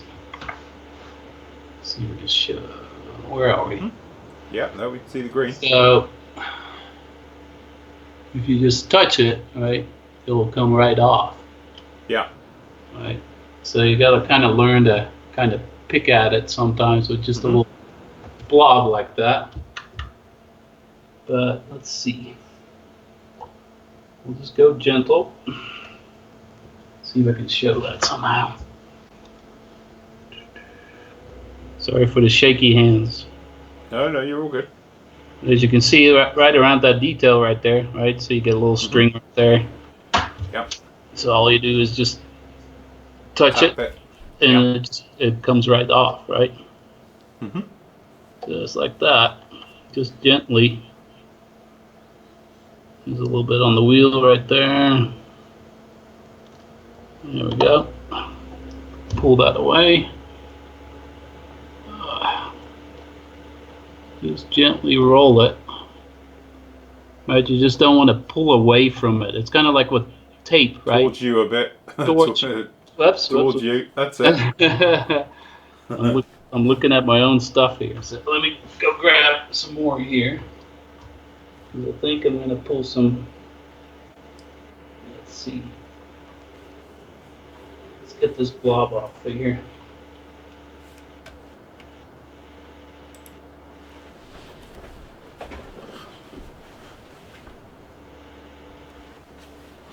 Get this off.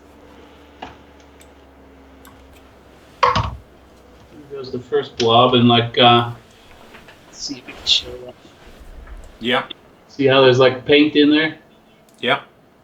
So all we do is just mash it together. Just mash it together, and there's like a little piece right there. Oops. And all you do is just, oh, it's gone. Yeah. Comes right off.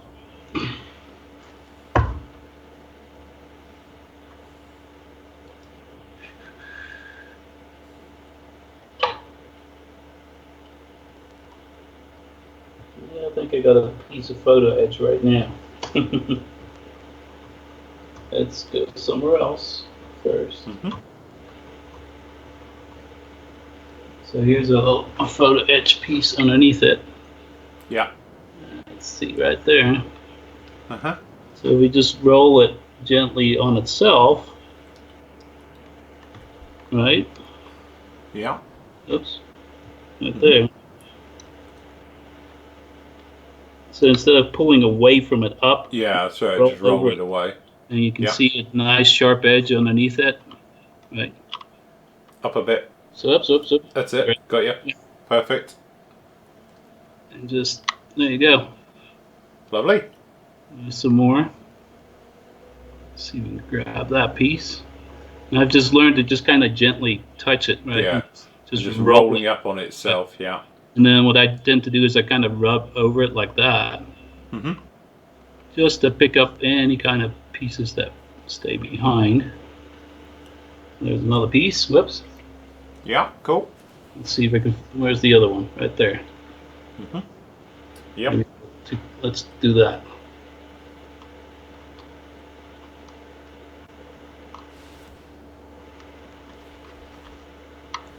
Come on. So right now we got a little piece. You just roll it, right? Mm-hmm. Just there you go. There you go. Very good. There you go. Cool. Another piece. You just gotta just gently work your way around. Yep. Gotcha. Okay. Alrighty. You keep peeling away. I'll keep asking the questions. Yeah. Read some more questions and see if I can answer some while we're peeling some of this boring stuff out of the way. Dan says, Phil, now you've mentioned a retarder, I'll get one. I'll get the airbrush cleaners you just suggested. Makes a shopping list. That's it. No problem, mate. John says, hi Phil and Hans. Just a quick one, Phil. The other day you were on about your go-to Phantom book. Can you recall whose it was? John. Yeah, it's Daco. To be honest, they're all upstairs in the office now. I've moved all my books up there. But yeah, it's the Daco one. It's got a one of the QF4s on the front cover in the orange and grey. It's beautiful. It's literally like all the other ones I've got as well, which have got every panel open, all the cockpits, everything for it as well. But yeah, it's Daco make it. They do a great series of books. I got the one on their Hornet as well, which I'll be using soon as well for an upcoming project next year. So yeah, look out for that one. What I'll do, John, I'll get it out for tomorrow, so you can see it tomorrow's show and everything else like that. But no, it is a good book. Highly recommended, definitely. Right, okay, let's have a quick look at your great work, see how you're all getting on. Seems we're approaching that time. So, Andy, how's Andy doing? Paintwork going on, decals going on, absolutely fantastic. Well done, Andy. Nicely coming through with that one. Post and pre-shaded. Thank God for a hairdryer. I bet. The shell know you've got it. Okay, the ATRT, weathered and done. Fantastic. Nice little work with the old pigments and the various bits down in there. Fantastic. Beautiful. End shot, first plastic model finished in 25 years. Well, Mark, you haven't lost your touch. It looks fantastic. Well done. Congratulations. So yeah, I can't see it. Hold on, that's a good point actually. I'll tell you what, I better do that again because I forgot you were still on. Yeah, Hold on. Andy's.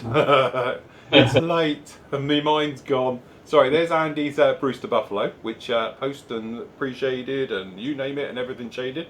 Decals are on. That's sorry, as one was on about. I was watching Hans do that at the same time as I was talking. That was a weird thing.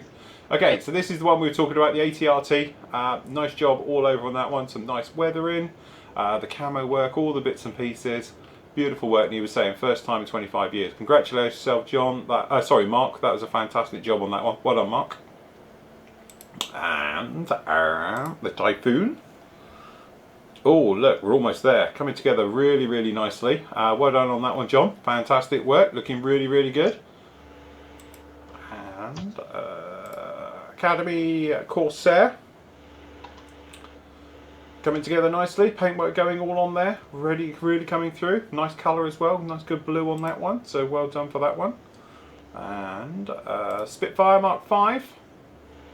That's obviously where we were before, I assume.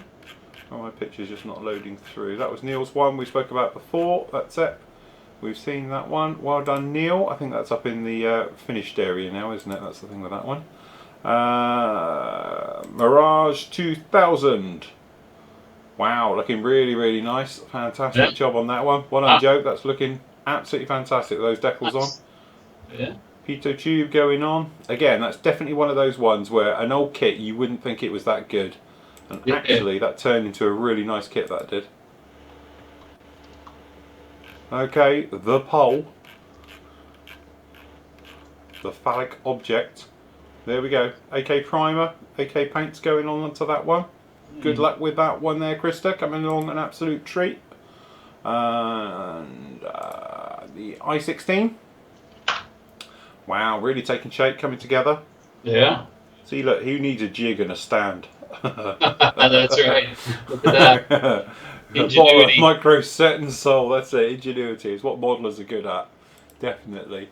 Nice one there on that one, Michael. BF109, Eric. Coming together, looking really, really nice. Fantastic job on the paintwork. And he's going to go with the custom markings as well. Fantastic. That looks really nice. Well done. Fantastic job on that one. Beautiful work. Everyone's in the home straight now, look. Okay. This one's finished, as we do believe now, is the scimitar. He is done. So that'll be in the other section, which we'll look at just at the end of the show.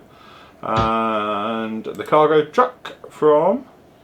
There we go. So Nigel's done a really nice job on that. The bed coming through with the weathering through the paintwork. Beautiful job. And the 148th U-boat. Just for comparison. Nice. For people who've got far too much room. Yeah. Okay. Where were we? Coal truck. KI 100. Again, not another easy kit at all. Beautiful work on that one. Coming along on target for tonight. It's finished at some point. Absolutely fantastic. Looking really, really well. And he used a hairdryer. Absolutely. Gotta love it.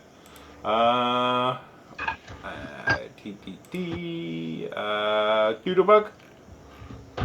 Doodlebug. Don't come clear. Very nice. Absolutely fantastic job on that one. Really nice one. Cromwell. Paintwork on, looking good, looking very sharp. Lovely, fantastic. And he's off to grab some sustenance. Don't blame you. And what have we got? He's just working on the tracks at the moment on the T70 with Daz. Ford GT. Looking good, looking very sharp. Nice job there with the paintwork going on that one. Really nice. Looking forward to seeing that one done. 4GT. Pink Panther. Oh, we haven't seen this one today so far. The ring-getting pamper. The ring-getting pamper. Really nice. Fantastic. Love the way you went through the pre-shading with the green technically onto it and then come back in with the pink so you can get the chipping coming through. Really nice touch. Very nice indeed. Fantastic. So be on with that one tomorrow for the detailed painting. That's it, absolutely. Where are we? 4GT, Pink Panther. The Abrams with the Just 2 system on it. That was a big ask to do that in the time. Big job, huge job to get this one done in time. So that's where we were yesterday, was the road wheels, and he's coming together though. He's really doing a great job on this one. Fantastic, absolutely flying with that one. Well done, Ron. As I say, don't rush it, Ron, but I'm amazed you've got that far because that's a big job. Big kit to tackle for a 4-day build for sure. Okay, the U2, the Dragon Lady. And we're already in there. Construction is well on to way. Painted up the cockpit. A few little gaps. Few little gaps, Jesus. Never mind. It's what filler was invented for, and a hammer. Okay, so the fort. How are we doing with the fort? Fort's coming together really nicely. I think that's where we were too. Okay, well done everyone. Fantastic job on that one. That's it. That's where we're too. Well, well done, guys. As I said, don't panic and rush it because I'd rather you guys finish them off nicely next week, and then if we can get them done for say Friday night, if you can get them done by Friday night, it's great, because what I'll do is I'll grab all your photos on Saturday morning and do the thing. So Joe, he worked on the Resistance Fighter. Beautiful job, Joe. Absolutely fantastic. Love the weathering on that one. Really nice job. And we've got the Red Arrow, and that's finished as well. So well done. Nice job on that one, Freddie. Beautiful job. Came together a treat. Beautiful work. See, not bad work for 4 days, is it? Okay, we've got the V1, the final photos here on his little stand with the trolley. Really, really nice job, that one. Whose one is it? Whose kit was that? I can't remember. Oh, it was the Tamiya one. Okay, I think that's the Tamiya one, right? yeah, it is the Tamiya one, yeah. Yeah, well done there, William. Absolutely fantastic job on that. Really nice to see that one. And the Scimitar, the final reveal photos. Absolutely stunning job, actually, Seth, you did on that. Again, amazing work. For 4 days' work, that is really quite something else. You really put a lot of work into that one. Well done. Neil, glad to see you got your mojo coming back, Neil, because you really deserve it. Good job on that one. Nice to see you back painting and doing it and all the rest of it. Absolutely fantastic. And as I say, 4 days, that's a lot of work in 4 days. So well done to you. Congratulations, mate. Beautiful job. The Bulldog Walker we said about. Again, amazing you guys managed to pull this off in 4 days. These are not straightforward kits to do. But they look like they're a couple of months of work, you know. But you've done it in 4 days. So big kudos to you guys. Well done. Tie Interceptor. I know we've seen these before, but we're recapping everyone. Okay, beautiful work again. Fantastic work on that one. Well done, Ian. Beautiful job. And where are we? Blackbird, Malcolm and Penny. Well done, guys. Absolutely fantastic. Great job on that one, Penny. And we got the Spitfire. That nice metal job. Absolutely fantastic. Beautiful job on that one. Absolutely great. Again, metal finishes in this type of time span we were talking is really, really nothing short of fantastic. Okay, so yeah, well done on that one, Patrick. Beautiful work. And sorry, clicking the wrong buttons. Spitfire 72nd. We saw it earlier, but again, beautiful paint finish on this one as well. That's what we said about MRP paints. That's why we're all shifting to them, guys, because they just flawlessly, they paint beautifully. Fantastic work on that one. Congratulations there, Herman. You did a brilliant job on that. And we've got the Bandai BB-8. As we can see, with friends. Fantastic. Lovely. Brilliant job on that one. F6F. Again, nice job. Nice weathering. Right the way through. Good job. Well done. Congratulations. And where are we? The patch. That turned out absolutely stunning. Yeah, isn't that cool? It is absolutely. If you put that in front of me and said, "What do you think?" I'd say it's a nice patch. Yeah. Absolutely fantastic. Beautiful job. Very cool. It is really, really well done, Michael. You get a real pat on the back for that, because you get the one that was like, what the hell? And it's perfect. And what do we got down here? That's it. The Flak Panzer. Lovely. Great job, guys. Again, amazing work. 4 days. You lot are stars. Unbelievable work. And we've got the D-Day gun emplacement from 1969. Fantastic. Beautiful work. Again, you know, taking old kits, bringing them bang up to date with all the skills you've learned. Really kudos to you all. And last up, by no means least, we have the Jag Panther, which is Tim's one. Again, beautiful work, nicely weathered, absolutely fantastic. Congratulations. Well done, guys. You all deserve a massive pat on the back for doing it. Not easy at all. Oh, quick, hold on.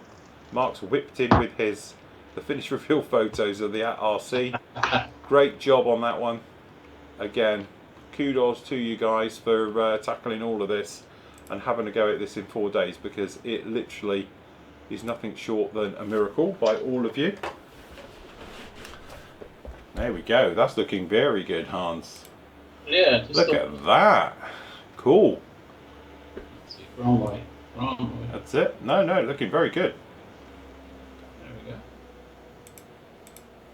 go. Yeah. And you can see by, you know, the Panza Putty has worked a treat on there. Yeah, just what I like about, I hate to keep talking about MRP, but look at how little paint I used, right? It's not Beautiful, even, isn't it? Yeah. not even a tenth of the jar, right? It's Yeah, absolutely. Yeah. Cool. Just Very, awesome. very nice job on that one. Awesome. Yeah. Very, very well. Now we're just gonna have to detail the stuff. Let's see, get that guy in there. A minute. Can't do it backwards. No, don't try and do it backwards. That comes with practice. Yeah. I'll just do it though this way. There we go. Get this guy in there. There we go.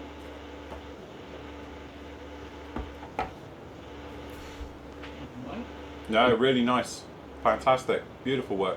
Yeah, turret is not on there because that paint's probably pretty soft still underneath. Yeah, that's right. Yeah. No, you don't want Panza Putty right there. So to. all we do is just touch it. That's it. There we go. Gone. Got it. I think there's some right there. There we go. Got that. I think that, you know, again, there's like a little bit of lift up on the photo edge right there. We'll just glue it down, but that's the hazards of using Panza Putty. Again, I don't think I would try it if I had a grill, because it's going to seep through your grill and it will never come off because it will pull your grill up. But if you just had something lightly over it, I don't think it's a problem. That's the only thing is where if you're using like a white tack, it's not going to go right the way through a grill, but Panza Putty will seep through a grill. It's like some living organism that can slip through, you see. So you definitely you know, want to be careful where you do use it. With the more solid items, you have no problem. You gotta go quick, right? Yeah. Cool. No, it looks fantastic. Worked a treat. Front right there. I'm gonna have to unmask the lights. Yeah, start detail paint. I did start detail painting during the break. Right there. Lovely. Yeah, getting the spade done. Yeah, cool. Yeah, slowly but surely, little pieces. We'll see how far I get. You know, I got to watch Broncos here in a little bit, or that's tonight. So I guess I've got a couple more hours. But yeah, cool. I think it's time for a break. You know, yeah, definitely done for tonight. Well, on my side, hope I've helped out a little bit with this camera angle seems to be working well for the minute. I'll try the others in a second. With the container, as I say, something a little bit different for you. Just wanted to show you different sort of weathering techniques and different ways of doing things, and with pigments that you don't have to mess around over the top with them, but they do work really well. I don't know if the overhead will work. Oh, no, wrong button. Let's try that one. There we go. There we go. So you've got it, and as you can see where this is drying off down the bottom, it gives you a more natural look of sort of grime and that, and you can see, or hopefully see, what I was trying to do is use the darker tones at the top because it's more shadowing, and then down the bottom the sort of lighter tones with the dusts and the sand colours to give the more dusty look, as if it's, you know, worn in that way and everything else. But that's all we were trying to do on that, just to show you a quick, simple how to, you know, give that warm, kicked look. Or if you wanted to, as you say, got something a lot more subtle on this side that's probably more, you know, what you're after. And then on here, the ways we showed on that one. I haven't done this door yet, anything to do that. It's still raw, so there you go. Untouched everything, and then slightly different areas and things on there, you know. But there we go. As I say, it was a lot of fun. I enjoyed showing you. I've enjoyed, obviously, having your company for the last 4 days solid. It's great to be doing this. As I said, we were never sure really how this was all going to turn out and all the rest of it. It's worked extremely well. The big point was we thought we might be sat here talking to ourselves, but it's been lovely having you guys along as well to join in with us and make it as interactive and everything else, which is obviously what we're trying to strive for really next year, is to be a lot more interactive. You guys joining in with us and everything else like that. So hopefully it's worked. So that's about us done for tonight. Thank you very much for joining us. The last part of this will be tomorrow at around about 1 o'clock. It's only going to be for a couple of hours. Hopefully Hans will be able to join us around about 2ish. We might do it 2 till 4 or something, but I've got to do orders in between all of this, you see, tomorrow. So I've got quite a busy day tomorrow. And then say Tuesday I'm off, and then obviously things go back to normal on Wednesday and everything else like that. But it has been a lot of fun. I thoroughly enjoyed it. I hope you guys have obviously enjoyed it as well.